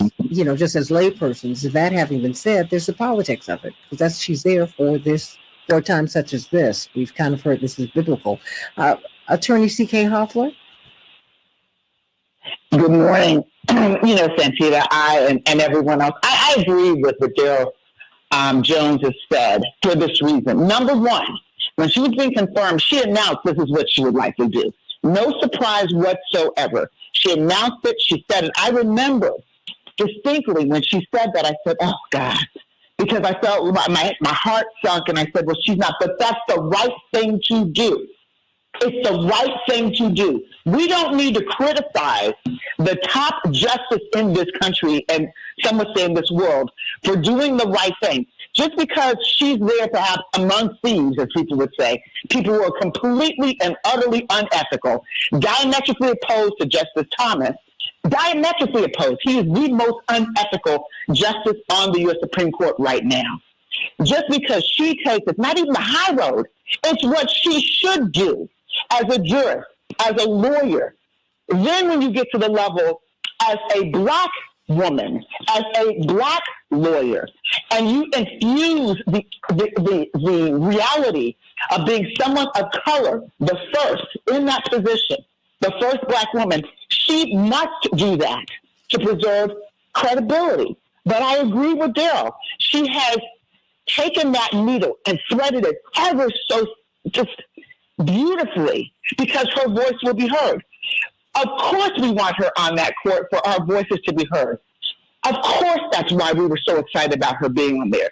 But you can't expect people in her position, by the way, representing us, to lay down low with people who are completely unethical. Because of that, and my impression as a lawyer and as a black woman and someone who has fought, like all of you, hard to get where I've gotten, would be a tragedy. And we don't need to criticize people who are taking the high road, particularly when they've crafted an out so their voice and our voice can be heard. We know where she stands on this. Yes, we're standing by, but she announced it from the beginning. We knew this was going to happen. No surprise. But what has been a great development is she will be able to be heard on the UNC case, number one. And number two, the analysis is going to be the same. Number three, she will lend her voice behind the scenes, whether or not she is actually, and that's what we know happens on the U.S. Supreme Court level. Whether you have to, when you accuse yourself, you're out of the case, you accuse yourself. But because there's a companion case, that they work on these cases in tandem. It's not like, okay, we won't work on this, we work on that. These 9 justices are always in communication. Their staff, who are really the ones doing a lot of work, are always in communication. So her voice will be there. She just did what she must do, what she should have done without a question, which was accuse herself from a case where that's her alma mater. She was on a committee. It's a conflict no matter how you slice it. We can say, well, it's not that big. It's a conflict. Ethically, a conflict is a conflict is a conflict. We don't need to split hairs because these are the kinds of conflicts where people get disbarred. She is not going to get disbarred. She's not going to be thrown off the court. But she's setting a standard, which is a standard that others hopefully will follow, even if they don't. She is setting a precedent that she's not someone to be messed with. She's not someone who's going to bend to pressure. A conflict is a conflict, and she's going to abide by that. And we have to defer to her. Yes, we're disappointed, but that's what it is. I think as we defer, I think you can still discuss and disagree. Absolutely. Absolutely. I mean, I think because you got to be able to do that. I mean, because quite frankly, it was our advocacy that put her there. So I'm going to always ask questions. Dwight McKee, about 1 minute for you before we get out. She has a compelling argument, but again, I'm back in Mark's point. Is it really a conflict of interest, or is it just a perceived conflict of interest? Has she created a bar, an unnecessary bar for herself because of the politics of it, as opposed to there's some actual conflict of interest in the situation where she had no authority and no power? She was more symbolic than real. So I think that really has to be looked at, because if everything is symbolic, then again, most of the justices went to Harvard. They should recuse themselves also, because for them it's an indirect conflict of interest. Because you can say that their children didn't get in Harvard because some black person took their position that they should have had. That can go ad infinitum, that argument. And they weren't on any committees. They didn't serve on these committees that she did. Well, the Board of Overseers, right? It turned out to be a conflict from the beginning. Okay, who else was speaking? Was that Daryl? Was that Todd? No, I just said, this is Mark. I said amen to what Dwight said. Okay, well, we're going to continue to talk a little bit during break, but can we talk about Ukraine and Russia? And there's just so much to talk about, everybody. July 15th through the 19th, you've got to be at the Rainbow Push International Conference. We're going to be having these discussions at our conference. You don't want to miss that. Plus, we're going to have a financial literacy seminar with Megan Financial. You don't have to be rich. You don't have to have high net worth to have a financial consultant, to have a financial advisor. That is what they do. Oh, boy. We're talking about Ketanji Brown Jackson and Russia and Ukraine. Ooh, I love it. On the Santita Jackson Show. 773-763-9278. Back in just a minute. Oh, you lovely people. I love it when y'all get into it.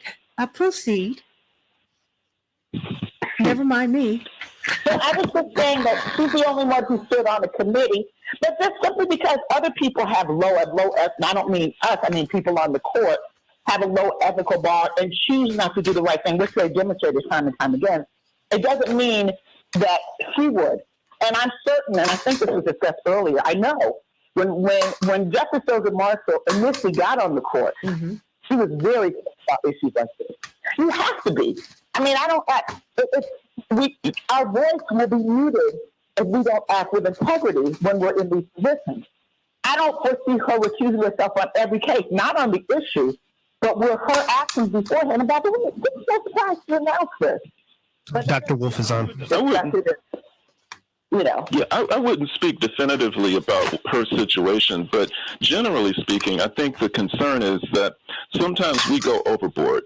And I don't know if that's happening here, but it's absolutely imperative that she adheres to the ethical standards, complies with them absolutely, and should never lower the bar. But at the same time, sometimes we overreact. Sometimes we're so afraid that people are going to think we're unethical when we're not being unethical at all. That we do things we don't have to do, and I think that's the concern. And if she's got a solid position she's got a solid position for being able to participate in this without any problems. I think that she and all of us have to be ready to take the criticism or the questions or the hit if we're doing the right thing. Mark, to that point, Mark, though, I think we have to also recognize that the political climate in which Justice Jackson has come to the court is different than any other time that we've seen. That rationale of the one body that could have an impact on this. If you lose the Senate and you get a rabid Senate that decides they want to be punitive and go through an impeachment procedure and begin to take shots at the Supreme Court just because that's what they can do. And we know that's not beyond the pale for the current makeup of the parties in Congress, right? I think she has to think of not only how she practically moves on the bench, but how she has to politically protect her presence on the bench, which at 53-47 to get to cloture and to get to confirmation is a relatively tight margin that comes down to the math of the outcome of every 2-year election. What's going to be the mix and the makeup of the Senate, and are you going to get to so far detached from history that they could just be punitive because they don't agree? I hear that, but I'm just speaking personally. I don't go through life that way. I don't do political calculations. I do what my people need me to do, no matter what the consequences.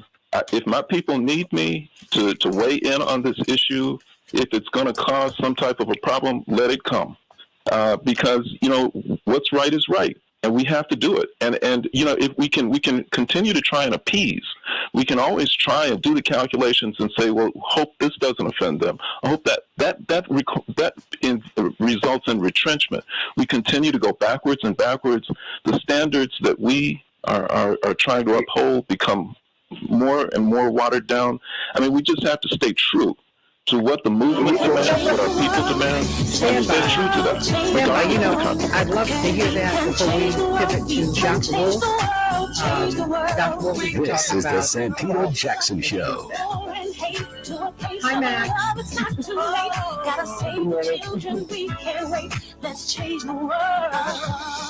Oh, boy, it's a joy to be with you. I just love being with you every morning.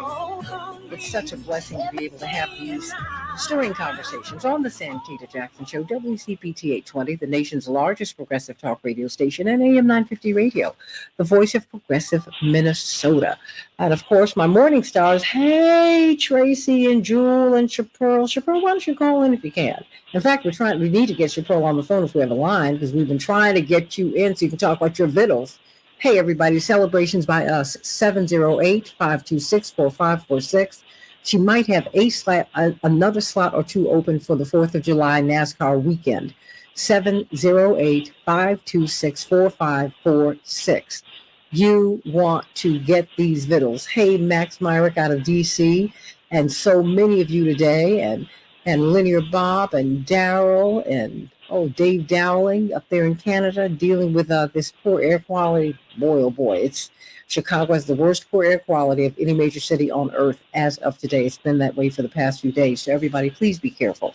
We've been talking about Ketanji Brown Jackson as Dr. Wolf comes on and her decision to recuse herself from one of these affirmative action cases. Oh, Chapeau, you're there really quickly. Can we get any more vittles? Do you have any more space to get some food from? Yes, Santita, thank you so much. Call us at 708-526-4546, 708-526-4546. We can definitely handle all your ribs, your hamburgers, your hot dogs, your hot links, your spaghetti, your potato salad, your coleslaw, as well as all your jerk chicken, your monster show, your mac and cheese, whatever it is that you need for your holiday table. Don't hesitate to give us a call, 708-526-4546. We look forward to serving you. Thank you so much. Be quiet, Todd Urey. Reverend Dr. Urey is begging for food from Baltimore. Be quiet. Just stop. All I was going to say is banana pudding. That's all. No, see, I told you stop, didn't I? And you're playing on the fact that she loves her preachers, and she laid out a spread for Reverend Dr. Urey and Reverend Jackson. and he has not gotten over it. I mean, it's just pitiful. Anyway, we've been talking about Ketanji Brown Jackson, and we've also got to talk about Ukraine, Russia, and so much that's going on. Can't wait to hear Reverend. No, I'm not making you a minister, Dr. Max Wolf. I know he's like, oh no, please don't do that.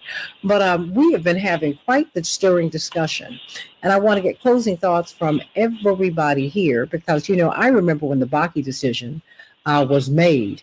The civil rights community, there was a hue and cry about it because they said this is the beginning of the end of affirmative action, and that's been true. And my mother said, you are going to see all of these doors that have been opened to you, and they've been open for a very short while. They are about to close. And that is going to be a very, very, very difficult thing for you to deal with. Oh my goodness. Hello. Who's calling me in the middle of my show? Yes, thank you. Oh boy. Anyway, but I think that, it's interesting. We have a lot of lawyers here, but we also have someone who operates strictly from the civil rights space. And I would say it's just been very interesting. Your closing thoughts in about 30 seconds, because I think we're going to have to continue to revisit this, Attorney Daryl Jones. Santita, my closing thoughts are this. Hats off again to Justice Ketanji Brown Jackson. She really has masterfully handled this political storm that she's operating in. I can only imagine the buzz, the attacks, the politicalization, and the polarization if she had not decided to recuse herself from the Harvard case, and how they would try to use that as a weapon in the other decisions that she's a part of. So she's naturally put this together so that she's going to have her ethical standard held without question. The ethics are there. But in addition, her voice is being asserted through the UNC case. So it's a massive positioning of what she has done, what she has accomplished. And I just wait with my popcorn to see the decisions that come out in this case. And if they're the same or if somehow they divide them and they go in different directions. I can't wait to see what happens here, Cynthia. About less than a minute, Attorney C.K. Hoffler. I think that I echo what Daryl Jones has said on this. I think that this is not a bad thing. Again, disappointment, yes. Surprise, no. Do I think it's a bad thing? No. I applaud her for standing up and doing what's right and taking that position. Now, I will say this: she is not the justice, and I direct this to Mark Spencer's statement. I don't think she's selling out. Not that he said that, but I don't think that she is compromising at all. I don't think that we can expect that she will compromise and not do the right thing when it comes to these opinions, when it comes to what she's doing and what she's there to do. I think quite to the contrary. She's saying, I'm going to be unstoppable. I'm going to do what I think is right to do. I'm going to ink opinions. I'm going to do what I know I'm here to do. But when I need to take a position for ethical reasons, I'm going to take that position because she's a justice of the U.S. Supreme Court. And she takes that very high. And I don't think she's compromising her position as it relates to policy issues, as it relates to affirmative action or anything. It's strictly, I believe, an ethics issue. I don't even think it's a political issue. Okay. I think it's based on it. Reverend Dr. Todd Urey. Never question the wisdom of a black woman. There you go. Hi. Okay. Just kidding. I love that. I love that. I love that. I love that. Dwight McKee. Magic words to me is lifetime appointment. She can't be fired. And so why would you hold yourself accountable to people who are philosophically your enemies? In a war, it does not make a lot of sense to me. I'm with Mark on this one. It is why she is there. It is what we need her to be there for. And to put yourself out of battle in the middle of the war just does not make a lot of sense to me, because we are the only ones that keep putting ourselves in that position. No other of these justices recuse themselves for the most part when it comes. They have no conflict of interest in their minds. They are secure in what they do, and they know who they represent, and they do that. And so if we keep retrenching and they keep maintaining, by definition, we're going to always keep going backwards. Attorney Mark Fancher? You know, I don't pass any judgment on the justice. I'm not her. I don't know all of the particulars enough to make an ultimate judgment on her. My concern is a more general one about how people like her in positions such as the one that she occupies navigate or deal with these kinds of situations. And too frequently, I think, we, particularly as Black people, are so concerned about the consequences of what will result from making very principled decisions that sometimes we neglect the principle. And if in this case, it's one where she can credibly and legitimately say that she has a right to participate in this case, then I think that she should, notwithstanding the arguments that might be made by others about why she should not, notwithstanding any perceptions that there's some type of problem with the appearance of it. If she can legitimately do it, then I think that she should. And without regard for the political calculations, without regard for any of the practical consequences, because it's just the right thing to do.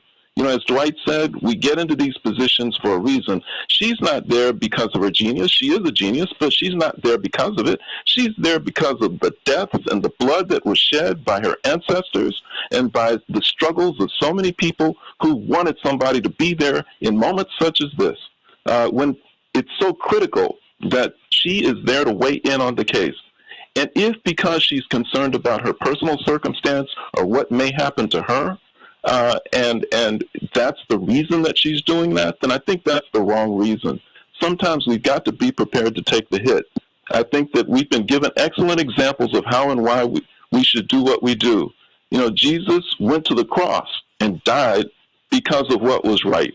He took the hit. Dr. King went to his death with a bullet in his head because he did what was right. Sometimes we got to be prepared to take the hit, you know, professionally, if we've got to do what our movement and what our people demand. We're going to continue to talk about this. There's a lot. There are a lot of feelings about this, and we're going to continue to do that. And there are a lot of feelings about Ukraine and Russia. Maybe that's not. I'm concerned for portfolio returns as well, because I don't think this was a good decision. If you look at the Clarence Thomas Portfolio Management School, this was a huge alpha opportunity on investment returns that she's squandering right now. Are you serious right now? I mean, look, this is the kind of big money decision that these other guys are cashing in. She's at risk of not having an appropriate summer home. You know what? Everyone, don't pay attention to Max. Max is a mess. Well, we do some financial advice, and I think on that regard, she may have taken the wrong turn here. Do you think that she's imperiled herself on the court, or do you think that she has? I'm more on the investment side. I was offering advice more on the investment side. Like, obviously, if you don't do things because you're conflicted, your market vitality will decline rapidly. So that's usually where the big money is. I think some of her forebears in the court have shown us just how good you can do on Airbnb with your mom's old place and such if you don't waive the conflicts. But I don't know that I have a voice to stand next to sort of the giants here as the short guy on the stage for my proceeding. The only thing I think is interesting, just learning from everyone else, is I think when people get knocked down a peg or taken out for trying to advocate for their cause, it's rarely because of what they've done. It's mostly because of the mood of the people who oppose them, which is a burden I wouldn't want to take on my shoulders. Right? In other words, when people have gone after leadership, trying to do emancipatory things, it's because they think every utterance is an overstep more than a particular utterance. Because if you don't see people as your equal, or people as belonging, or people as having a place at the table, then the most incendiary thing this woman does is show up to work every day. She does, and you're right. I know she is lighting some fires by just being there. But the question is, once you are there, what do you do? Because she didn't just get there; it was advocacy that got her there. But then Of course. you have an ethically My challenged. point is, she'll take the hit. Yeah. She'll probably take the hit for being there. Yeah. Well, no, she's more than for what she does there, right? Yeah. Yeah. Because the esteemed voices on your panel, they have thought this through. They have all kinds of elegant, well-formed ideas in their head about how she'll be seen based on how they see her. And my fear would only be that the people who have hatred in their hearts for her and disrespect for her intellect, I don't know if they're so nuanced. I think they'll be upset that she didn't recuse herself from every single case ever brought before her. Mm. Well, you're right. I mean, we're going to see how this plays out, and hopefully, as we pray that her time on the court continues, lengthens.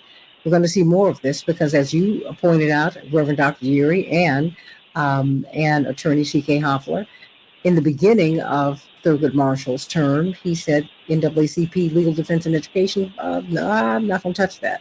But as time went on, and his voice became even and ever more important, he took these issues on because he was the only one who really could, and he was standing in the gap. So we'll just see how this is going to work.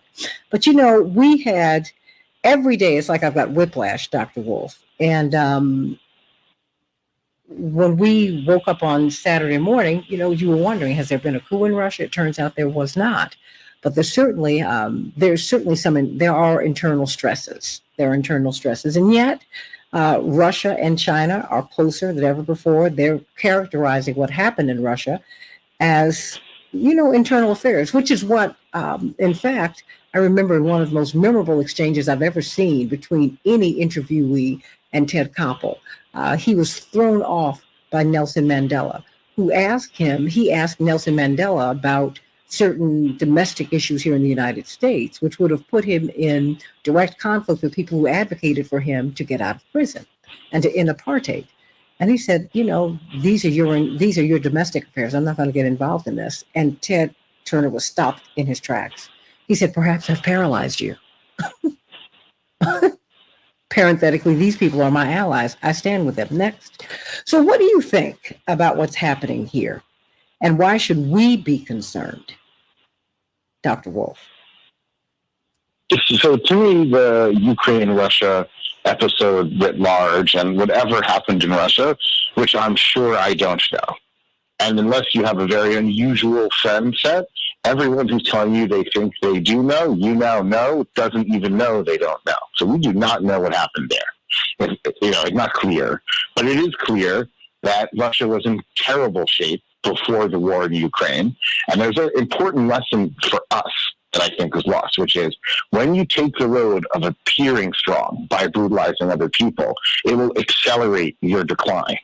And that seems to be what happened here. So we were going to see this display of the power of Russia inside Ukraine, and instead we have seen a horrifying show of corruption and dysfunction and decline from Russia, capped in part by having a private mercenary army who had the recruiting strength of being your private chef before, if you're Putin, which is a strange place to look for military skill. Run a huge global mercenary front, largely for the Russians all over the world, and then take part of the lead in the debacle that is Ukraine. And what you saw from Prigozhin and the guys at Wagner was a willingness to not criticize Putin, still something no one does there for fear of with dioxin lunch, which seems to be the usual, or fall off an apartment building. So people don't do that so often. But he sort of called out the dysfunction that everyone knows is occurring there. And I think it was probably an attempt by him to ally with one group of people inside the senior ranks of the Russian intelligence and military establishment against others. He may have overplayed the hand, but more interestingly, I don't think Putin at all thought they could quickly or possibly even defeat them exactly. They were clearly concerned, and so they made a temporary concession, right? This further highlights the weakness of Russia. Well, I think that belongs to the precious and few minutes of the conversations we have here, is that the old powers, the post-World War II order, is in rapid decline, partially precipitated by the rise of some new powers, China, although I don't know where that goes from here, but there's other meteoric rise and an interesting one. But I think the global dominance of the United States has waned, right? I don't think that's because of the Russia-China alliance, which looks to me like a sort of weird situation where the Chinese may not have bet on a long shot horse, but a deceased horse, which is usually not a great idea for the race. So I'm not sure how this all sort of plays itself out. But the world order is heaving and changing, and these are the moments when great change happens. And great change is not always for the better. So the two cautionary tales are the old order is breaking down. Normally that means periods of chaos, which are not fortuitous. It also means opportunity for organized people to assert their needs or to get brushed aside by history if you can't do that. So that's worth following. And the other great lesson that the commentators seem to miss, which I think is interesting, maybe the most important lesson of history, is when you run, make sure to consider where you're going. Because when people are leaving a situation in decline, and especially if there's some urgency to it, they go wherever they can, and they sometimes regret that choice.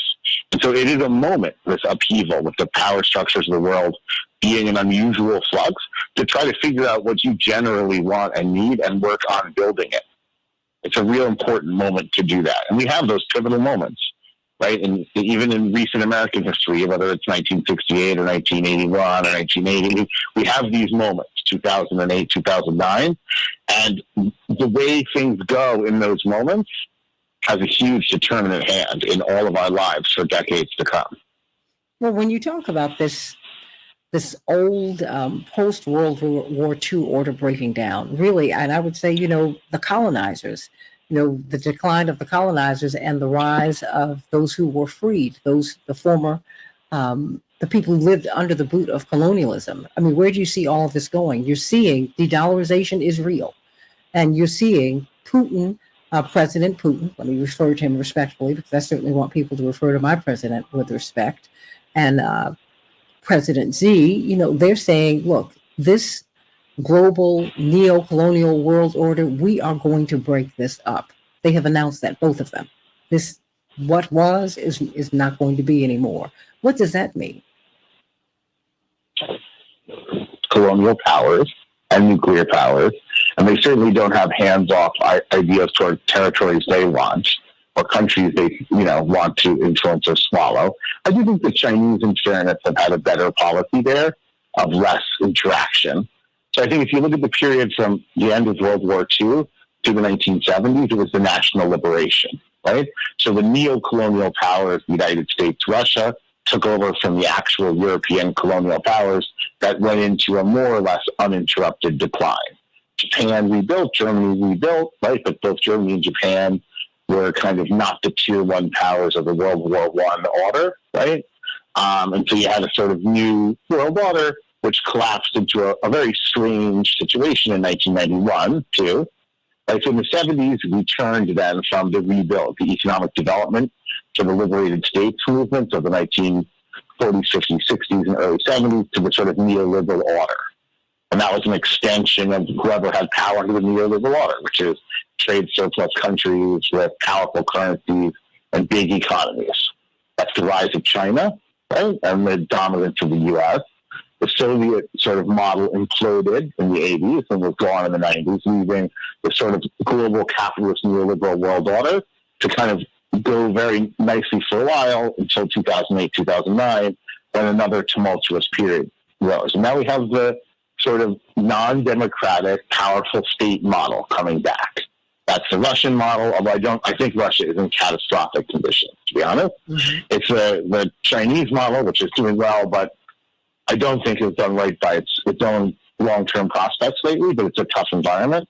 I don't, unfortunately, think we're going to see less involvement and less colonial impulse. I think you might see a different group of colonizers, mm-hmm. which is also what we call the new era. And with a new group comes differences, sometimes some better, some worse. I think the age of take and hold colonialization ended a long time ago. I think even the largest army in the world at that time, I think the Iraq and Afghanistan stories show us that here. And then this sort of unending debacle here in Ukraine will show that. And I think, in fairness, the Chinese don't have territorial ambitions outside of Taiwan and some of the parts of what they see as a unified historical China, as much as they want commercial domination. So they're more kind of post-colonial in that sense. But I don't think this has been a good moment for the freedom aspirations of the world's people. I think this is the rise of a powerful nation state again, which is historically normal, but was interesting how much economic development and change we got during a period in which that was sort of sublimated. Last thing I'll say is if you're a poor or marginal country, having superpower competition is important. Having a unipolar order like the world did under the U.S. from roughly 1990 to, let's call it, probably 2016, when the Trump presidency radically accelerated the decline and weakening of the United States while screaming how powerful it was. Very much the Putin model, by the way. The Trump model and the Putin model. So if you're not super impressed with how it's going in Ukraine, you might have some thoughts about how great of an idea it is for us here. But yeah, I think we're going to be in a period where it's not clear who's in charge. And, just as that's not necessarily bad, it's not necessarily good, but it means you have to know what you want and you have to have a plan. Otherwise, you end up a spectator to the great tumult of history. And while it's scintillating, it could also be incinerating. Well, it just seems like America has a plan that allies us with the past and not the future. I mean, now we have a death cult in senior office here, right? That wants to return to their poorly educated imaginary past, as though the rest of the world didn't exist. That never works. So that isn't even interesting, right? It's a question of how much damage you do on the way down there. But this is the guy with a bunch of hostages in a bank. Sitting around figuring out if the bank is going to become the bank of Crazy John. It's not interesting. It is not, right? Crazy John is going to get shot in the head. It's a question of how many people he takes with him or she takes with her, right? But if you're in that bank, it's a good idea to have a plan. Because when someone tries to enter the bank really quickly, no one in there is trying to make sure you go home that night, right? Except for you, and whoever you can get to work with you. So if that's your concern, you got to play that game, right? And so I just think, I think a lot of rats off the ship, and it's not clear who's in charge, and that makes for gamey moments. Well, Dr. Wolf, how can we get in touch with you on social media? At Max F. Wolf, 2 F's. Yes, I have a dedicated number for death threats and hate calls. Well, don't say that. I know. Yeah, I'm not that active on social media, I guess because of public decency and the fact that I'm not interesting to many people. But I do have a website. Surprisingly, I am gainfully employed. That's surprising me to say so. I'm even affiliated with an institution with some decent reputation, which would be the New School University, where I teach some finance and some economics and statistics in the graduate program in international affairs. So you can find me there. And I'm on Twitter at MaxFWolf. So MaxFWOLFF. Oh, I just love this man. Stay right here on the Santita Jackson Show YouTube channel so I can get some real closing thoughts. Alex, thank you for a great show. Hey, everybody. Whoever else is still on the phone, stay right there. We're going to get some closing thoughts from everybody on the Santita Jackson Show YouTube channel, July 15th through the 19th, the Rainbow Push International Conference. See ya. All right, everybody. Dwight, are you still there? Because I know everyone loves hearing from Dr. Wolf. And who else is still there? Mark, are you there? Well, I think I get it. Okay, Mark, you're still there? But I'm more impressed with his daddy now. His daddy's my new hero. You've been displaced, Brother Wolf. All right, it's okay. Competition is a good thing. I think time's on my side. He and Cornel West are best friends, just so that you know, Dr. Wolf. So he was surprised. He heard your father. He said, wait a minute. This is Max's father? Are you serious right now? That's the one. I don't know if Rick is talking to Cornell about his presidential bid, but if Cornell was worried about getting too popular, he can take some advice from Rick. You know what? Don't pay any attention to Max. Max is what not too long after I met him, a friend of his said to me, he said, have you like really spent time with Max? I'm like, I spend a lot of time with Max. When I'm in New York, he's like first person I see. And he was like, do you know how funny he is? I'm like, he's always so serious when I talk to him. And he's on my show. He's so serious. He was like,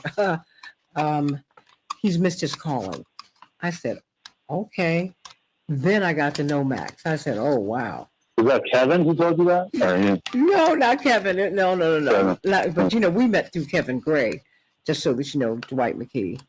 He said, there is an economist, oh, God bless you, Kevin, who makes a lot of sense. You should reach out to him. He said, I think he'll reach back. And boy, oh boy, I thank God for Kevin Gray. Miss him. Coming up on his birthday right now, too. He would have been 66. Yeah, I miss him. Boy, I miss him more than I can say. Still pretty young. Young man. Yeah, he was. Still pretty young. Yeah, I mean, and you just dropped dead? Oh, my gosh. Oh, it's too much. But that having been said... Should have at least outlived Henry Kissinger, right? You know what? Leave Henry Kissinger alone, you old meanie. He's still alive, actually. Yes, he is. And he's doing the best that he can. Trying not to get arrested. All over the world. Bless his heart. Oh, gosh, this is so crazy. But who else do I have on here? Do I have anyone aside from Dwight? Anyone? I'm still here. Oh, Reverend Dr. Yeary? Indeed. Okay. All right. Well, we've got a lot to talk about today. And I'm so glad that Max was, able to give us this perspective on what's happening over in Russia, Ukraine. Goodness gracious, I don't even know where to begin. Every day, I don't know where we're going to start. They started actually with the poor air quality all over the country today. It's just a mess. But your thoughts on the court, I thought everyone had something really, really interesting to say, and I just want to thank you for that today. I really, really do. I thought it was in this discussion, it'll be interesting to see how we do the review once we see these remaining seminal issues come out. Once these rulings come today, tomorrow, and there'll be a whole lot to talk about. Are the rulings coming today? They should have some that will come down today, and I'm sure there'll probably be the big closing. They like to close with a big bang. Well, that'll be affirmative action, I think, right? Yeah. That would be that one. Well, it's going to be a big bang, no matter what. It's going to be a big old bang. But, it's just the different perspectives, Dr. Wolf and Reverend Dr. Yeary and Dean McKee are they're very, very interesting because Dwight comes hardcore from the organizing activist civil rights space. So it's interesting to hear that perspective because in fact it mirrors my mother's, who's a pure organizer. He's like, wait, this is why you're there. What do you mean? And I'm like, well, ethically, I understand what she's doing. And she's like, no. That's not how this works. I put you there. All of the pressure to get women on the court, women put these women on the court. Put you there for such a time as this. So now, wait, what's this? And then, but I understand, this ethical tightrope she's walking, but I also, that's why I brought up the fact, and Reverend Yeary and Dwight McKee. I'm like, well, then the white women should step to the left, step to the right, step off. Because if you benefit from affirmative action, and white women are the greatest beneficiaries of affirmative action in America today, then okay, recuse. Even if you don't embrace that you benefited, statistically, that is absolutely, it's actually true. Not even statistically. There's no deviation here. No deviation. Women couldn't even get credit cards 50 years ago with their own names on them. Come on, y'all. So, I mean, I think I might see it differently than other people too, but there's another way to look at affirmative action, which would be the way that I sort of see it, which is we tend to make everything individualist in our analytic in the U.S. Like, is this good for me as a person or bad for me as a person? With all due respect, I don't think that's how you make social policy. Like, hey, this is bad for Tony, but it's great for Jane. That just seems bizarre, right? That's the way somebody who doesn't understand social analytics or doesn't practice social analytics makes sense of the world, which is fine and normal and reasonable if that's not their job, right? But Affirmative action benefits American society. Affirmative action made America richer, makes America better at marketing and innovating products, marketing and innovating software, and also more politically stable. That's why we do it, the end. I don't think we've ever done it for racial justice. I think racial justice is another thing. Now, there's obviously racial justice implications to having affirmative action or removing it. But affirmative action was done because it is a major net social benefit to America writ large. And if we were to remove it, it will be a major net detriment to America at large. And yes, will there be individuals who are better or worse off in all cases? Yes, there will be. But you don't make social policy and try to then figure out how it works for a couple of 100 million individuals you don't know, never meet, don't talk to. That works in much smaller groups, the individual impact assessment. But families that figure out what's good for the family as opposed to good for someone in it do better than families who serve just one person's interest or fight it out on a zero-sum assumption. I think the case for affirmative action, in my head, is always been it makes America stronger, richer, better, more powerful, more coherent, more politically stable. The end. The other stuff is just a net positive. And I don't think we made affirmative action because we addressed our racial injustice. I think we never have, and we still aren't going to. So I think there's obviously implications to it, but I think it's a misunderstanding of affirmative action on social policy discussion to think of it as good or bad for this group of people or that. I don't think that's what it's about. And I don't think that's how you understand social policy. No, I mean, so it's like the debate. Yeah. I know. It's just like ending apartheid. Was it about, racial justice? No. South Africa could not join the Society of Nations because of those policies. And so economically, they were being hurt. I think how you do it is about racial justice. That you do it, no. Same with affirmative action, right? How you go about your affirmative action is about all kinds of things and will have major ethnic and racial implications and gender implications. Sure, all major social policies do.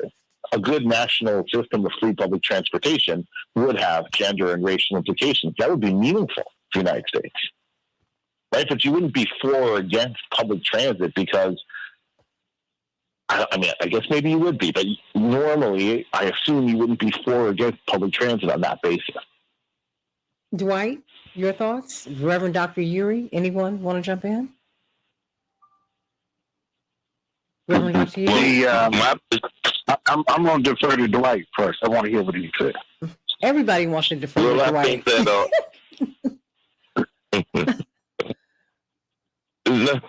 reframe the question for me a little bit, Max. Yeah, so I just think, I don't think affirmative action in the United States is now or has historically been about racial justice. I think it's about political stability and economic vitality. So I think we tend to have these debates, mostly inaugurated by people opposed to affirmative action, about how there's unfair benefit for women or people of color, right? And I always think those are sort of strange because that's about a statistically inaccurate perception of a side effect of the law. It's very specific. So I just feel like we have these discussions about, and I'm confused by them on some level. Well, I totally agree with you. I think it was about racial justice. It wouldn't be affirmative action. It would be restoration or exactly reparation. If it was about racial justice, I think it is basically political, and I think it was diluted to the point that it was all symbolic, mostly symbolic for Black Americans, and became a cash flow, a slush fund for white men and women. White women are the ones that benefited the most, and even though they deserve affirmative action, because they had been left out of the economy too, it was so diluted that it became created even more imbalances in the economy. I really do think that we have to rethink the whole approach, because what they've done is they've used affirmative action against us. And rather than it be our floor, it actually became our ceiling. And so we never got beyond 5% of contracts or admissions almost in any program. And then they have those sunset parts of the program where if you hit $4 million, they take you out the program anyway. And so you then almost have to start over. And so I think that, and the other thing that they've done is they use the 13th, 14th, and 15th Amendment against us to say now everything has to be race neutral. And that's why I say I think the approach has to be based on zip codes rather than race, because the discrimination, even though it was a racial impact, most of the discrimination for the last 75 years has been around zip codes, whether it's been redlining or the devaluation of houses or the escalation of social service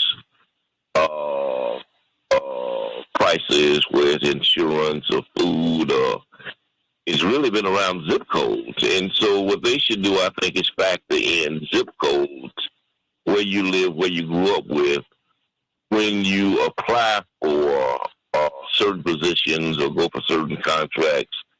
I think that should be built around a point system that factors in zip codes, because that's quantifiable. You can look at the red line. The red line is an actual red line that was drawn around certain zip codes. That's why it's called redlining.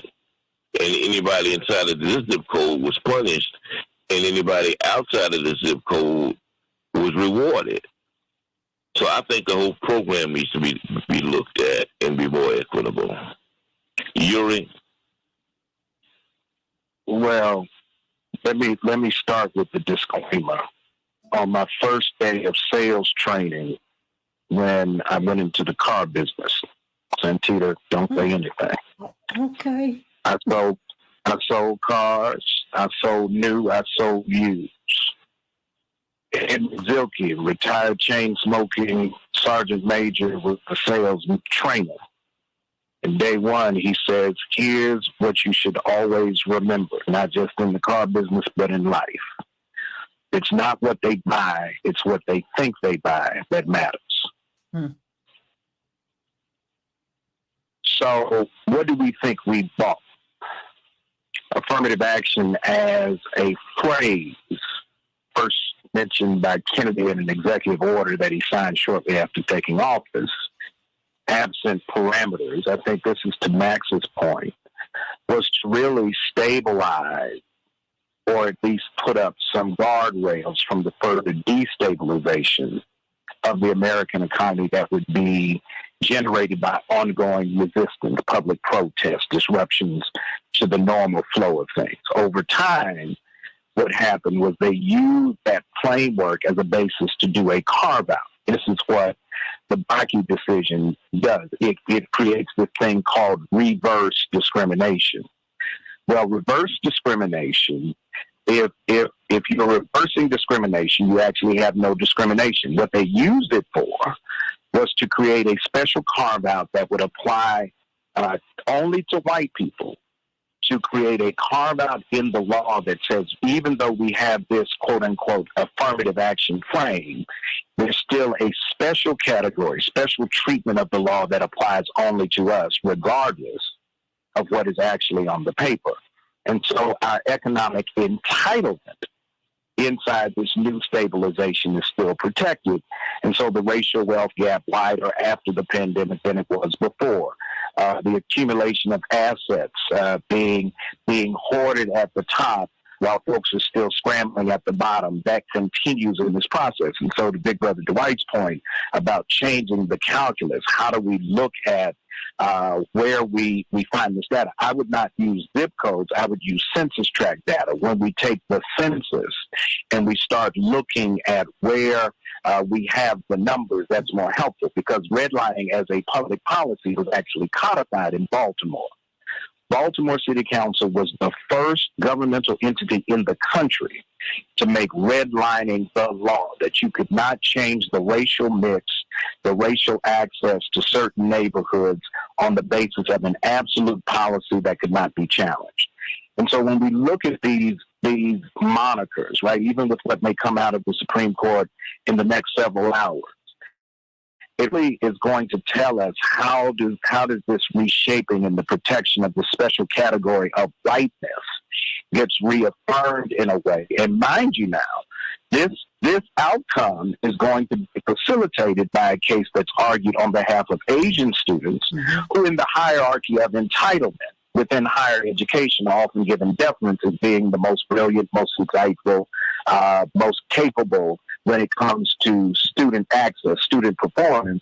And so therefore, when they come out with whatever the ruling's going to be, the argument's going to be, see, it wasn't just fair to white people, it was unfair to Asian people too, and therefore whiteness gets further protected and insulated because what we're selling is this notion that affirmative action is harmful.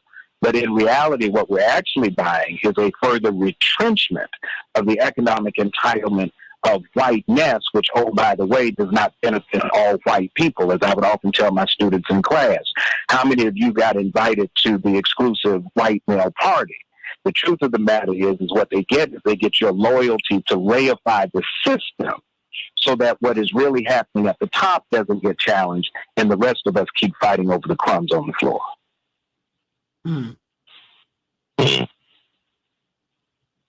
So, Dr. Wolf, you have a response? And I'm really glad you arced this in this particular direction, because this is where it is. I mean, and because the power structure continues to have all of us fighting with each other, while the 1%, just metaphorically speaking, continue to hold on to the power instead of looking at what's really going on here to see how we're socially engineered, to see how we're socially managed, and how we still, for the most part, do not have justice. Most people. Yeah.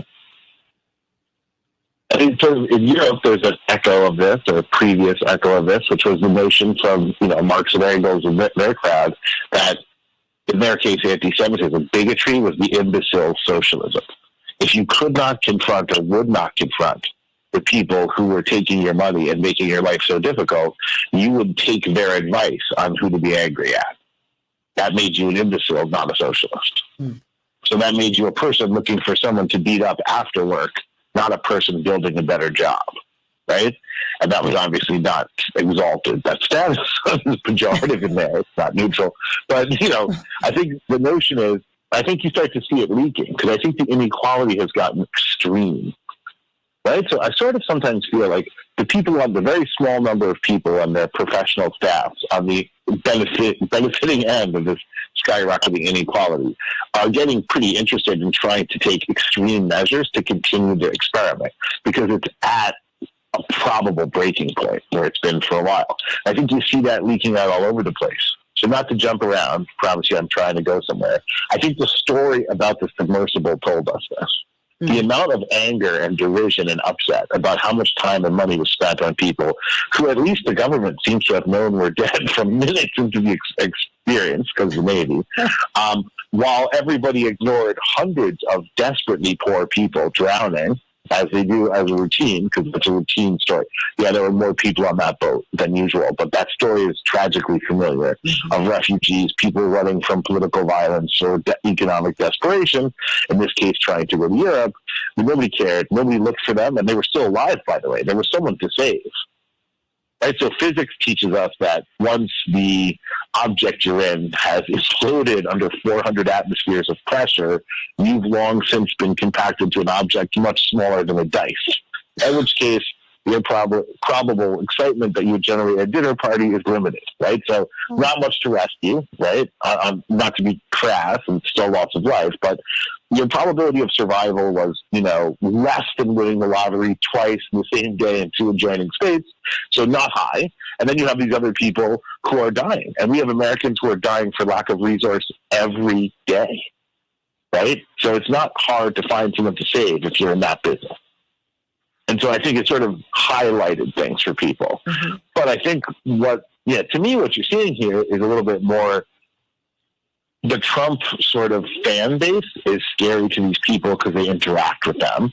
And there's this notion that, maybe we neglected this sort of really underperformed now, like very economically troubled mass of white working class people who maybe are our allies here, and they need to be given what they want. And what they want is to take away women's rights, take away the rights of minorities, have a lot of guns, right? I don't think this is true about these people, by the way. I think this is done from a pejorative outside perspective often. But I think you're getting social management, right?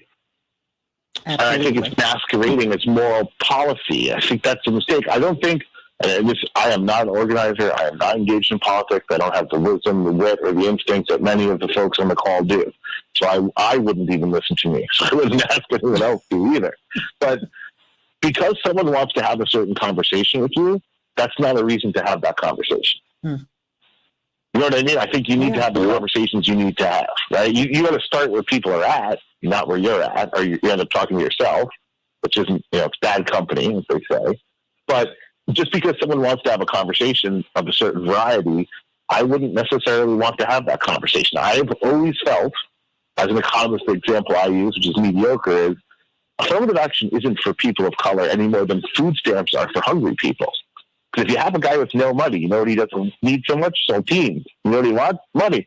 Pretty easy. Have you ever found yourself with no money? Where you're like, man, I just want some saltines. Probably not, right? So that's a farm subsidy, and that's fine. I'm not against farm subsidies, and it does good things for people, and I don't want to see it get cut. That's not the point, right? The point is, I just feel like sometimes you're in trouble if you let someone else define the conversational plane or terrain, because it's so hard to find your way back to where you need to be. And I think on the racial justice thing, Florida, one of our more populous states, I'll reserve my other opinions about Florida for politeness reasons right now, is deciding to make it illegal to discuss the contributions and struggles of Americans for racial equity and justice. So, yeah, it doesn't seem like a moment where racial equity is top of the bill. Well, the irony of it all, Max, is that originally the quota system was anti-Semitic. It was based on the fact that Jews, in the mind of the other crowds, were overachieving. It's because they were exceeding their numbers, quote unquote, in terms of doctors and lawyers, and those who couldn't compete with that then decided that they would manage that by imposing quotas on the Jewish population and say only this amount of opportunities can be provided for Jewish people. They have to meet a limit of 5% or 10%, as opposed to operating in the pure, survival of the fittest, or let the excellent be rewarded and allow them to accumulate based on their excellence and their competitiveness. It was a way to manage that because other people couldn't compete with that. That's the irony of it all. No, I grew up with those stories, and I grew up with a grandfather who came to the United States with the young kids running from issues in Europe, and he was in a car, and he was driving around in the Bronx looking for a place, and I think they thought he was Hispanic because he was darker, and he asked about a neighborhood, and the guy told him, you can't live there unless you're a child of Abraham. And he's like, his English was terrible, and it had to be explained later to him what that meant, right? But he then also was able to realize that he was a child of Abraham.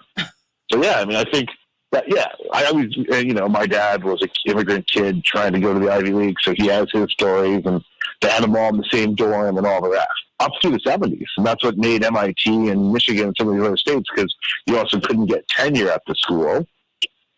Right? Yeah. So I grew up with these stories, including an uncle had a funny story when they told him, we can't tenure you, you're Jewish, you'll favor the Jews. And he's like, but you're tenured, you favor dumb guys for Christians. So it seems to work for you. Even if I did it, who cares? It would just be business as usual. He was fired nearly immediately. The point is, I grew up with those stories as sure as your kids grew up with stories that I'd love to know. Yes. Oh, gosh, help me, Lord. Why do I even let Max say these things? I I love this man. But one of the things, one of our dear friends, Mark Weiner. Oh Lord, I have so many friends, so many dear friends, beloved people, so close to my heart who've left over the past few years. And no one was closer to us than Mark Weiner. Nobody. And his son Richard came here a few months after Mark passed away. He died just before, while we were in the middle of the Democratic convention. A mutual friend of ours called me to say, "Hey, guess what Mark did? I got to tell you about Mark." I'm like, "What has Mark done now?" Because I was literally, because Mark had cancer. Show you the kind of guy Mark was. Let me back up. A few months before, he was one of the few people who knew that my father had Parkinson's. And even though he was on his last leg with cancer, he took my father up to the Mayo Clinic and stayed with him for 2 weeks because he wanted to make sure that he got the right doctors, got the right care while his port is leaking and bleeding and all of that. And Mark was just anything that he could do for us. I can't say anymore because it'll make me cry because I miss him so much and I think about him every single day because he was just a wonderful human being. And somehow or another, we were talking about, people and their biases and all of this.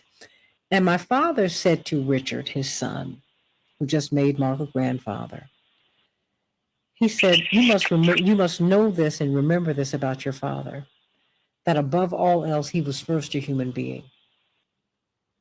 First a human being.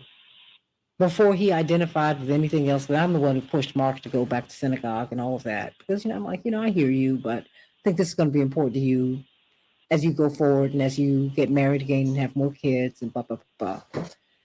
But Mark was first a human being. And I think and that's one of the things that I love about Max, but I love that about you, Dwight. I love that about you, Reverend Dr. Yeary. I love that about, the people who I relate to so easily. You're first human beings. You have to get over yourself and your tribe and your stuff.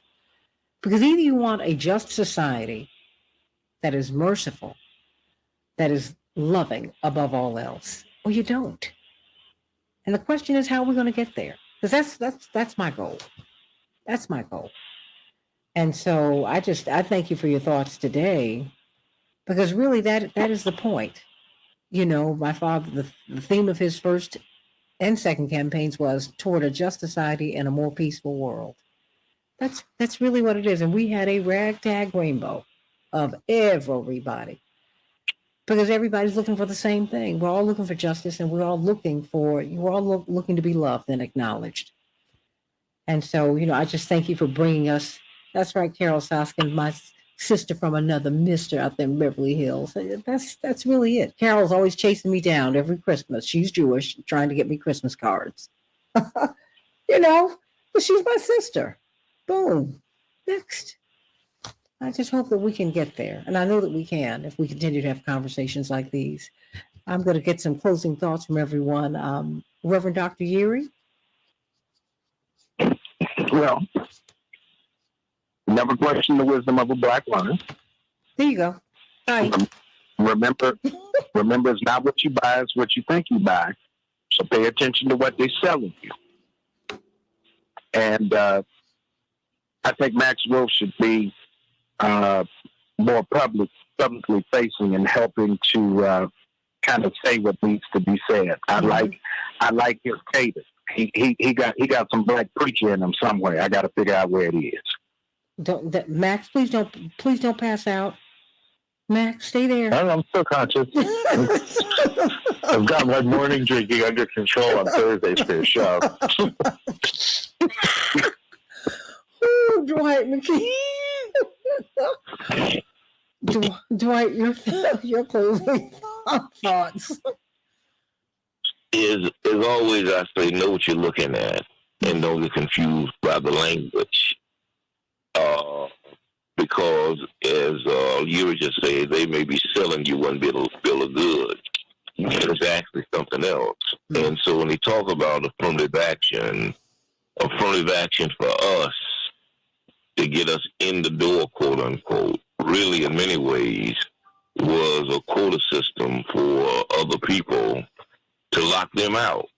So for the Hebrew crowd, the Jewish crowd that had excelled in certain positions like science, like law, like medicine, and were really becoming dominant in those fields in very productive ways, because some of the great scientists and some of the great doctors and great lawyers at the time were Jewish.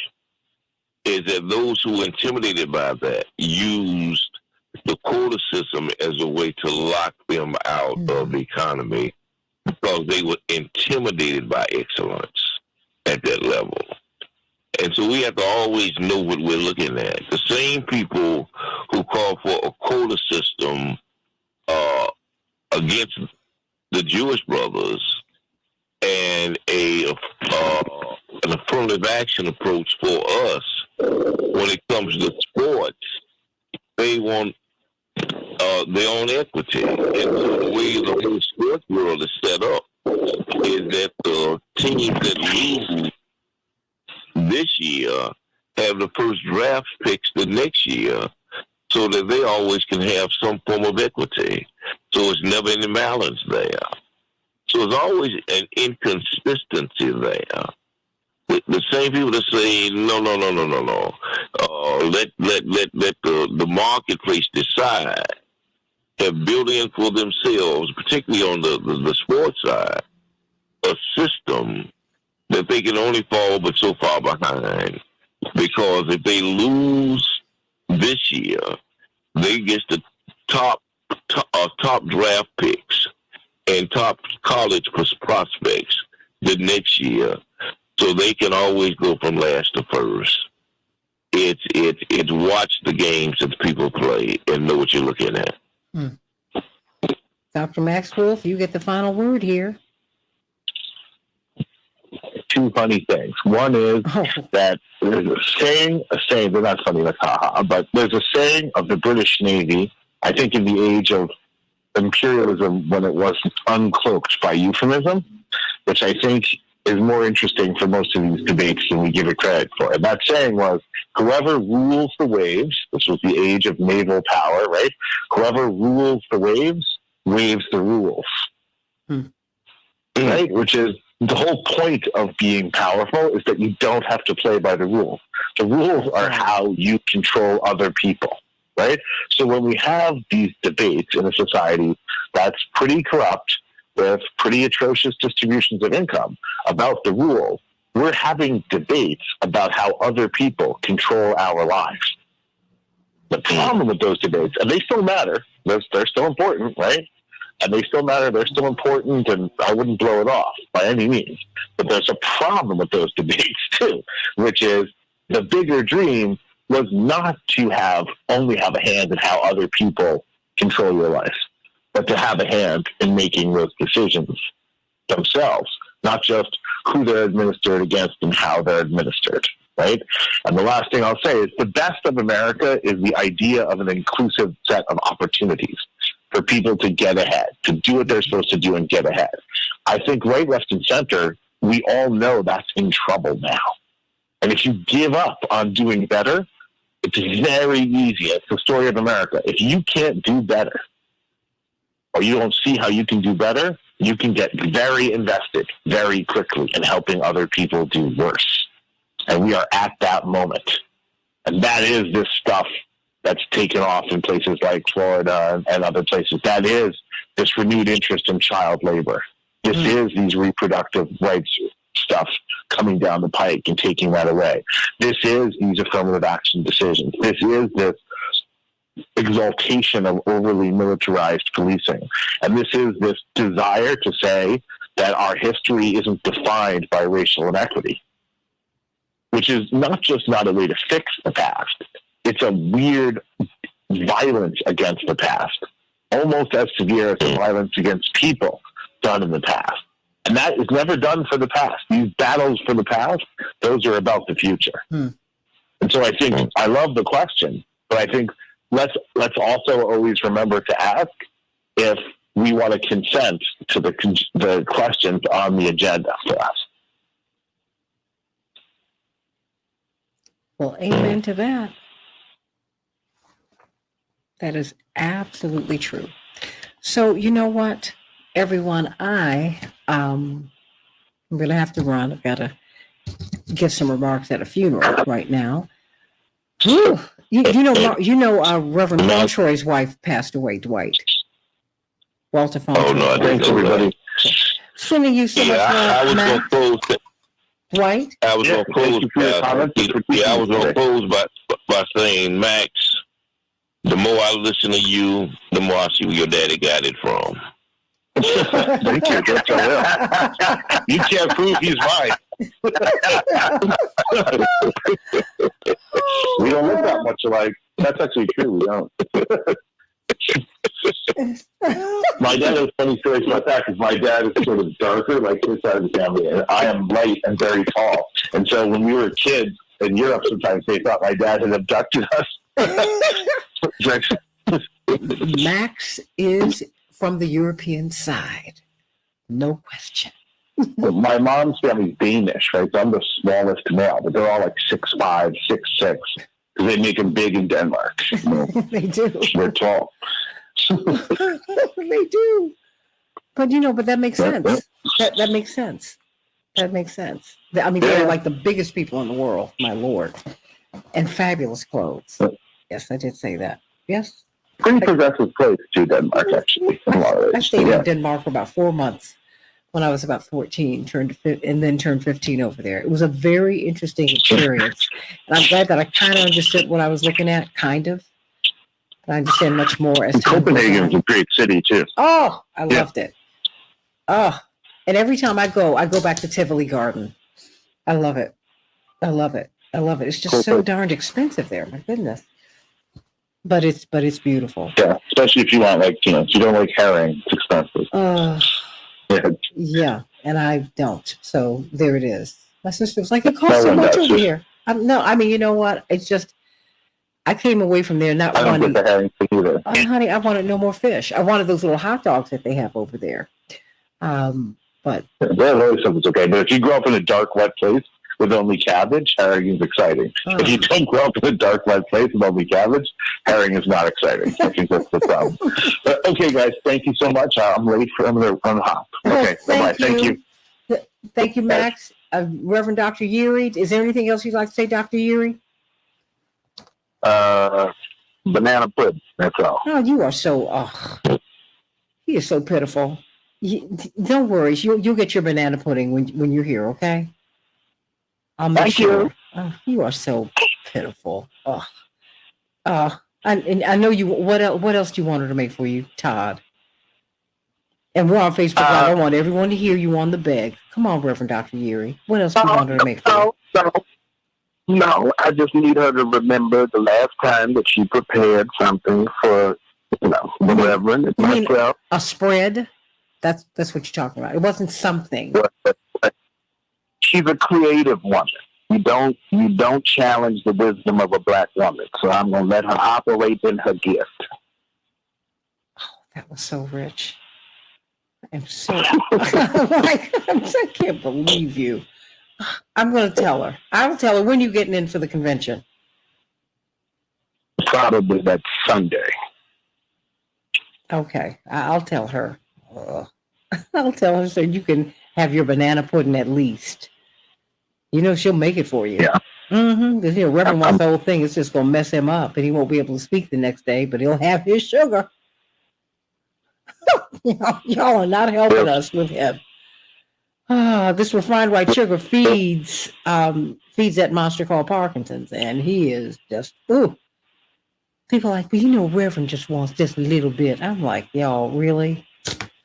But I love you both. But I will let her know about the banana pudding because I want Thank you. I know because I know you were begging. You were like, oh, okay, can I talk to her just for a second? That's why I had to put you on the phone with her because you're pitiful.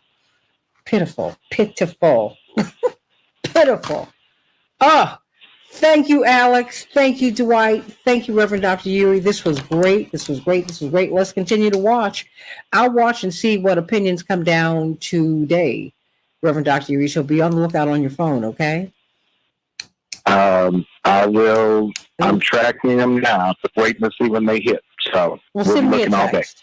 Send me a text. Let me know, because I've got to run to a couple of meetings. But send me a text to let me know what's going on, because I generally catch And Dwight. And I want to thank you and your mother for a lovely lunch yesterday for my birthday. It was really wonderful. Of course. Happy birthday, Dwight. Thank you, dog. And we did have a lovely time. My mother loves Dwight. She's known him since he was a boy. And my mother was a super kid herself, young married woman. Kid. I think my mother might have been about 19 or 20 when you met her. Wow. Unbelievable. Unbelievable. Whew. Yeah. But we had a good time. And Jan is just absolutely lovely. Marry her. Thank you. Love you. He's like, woo, young hearts run free. Oh, what is that? Am I hearing clicks from you and Todd Yuri? Y'all don't want to be bothered with anybody. Right? I got it. Okay. Woo.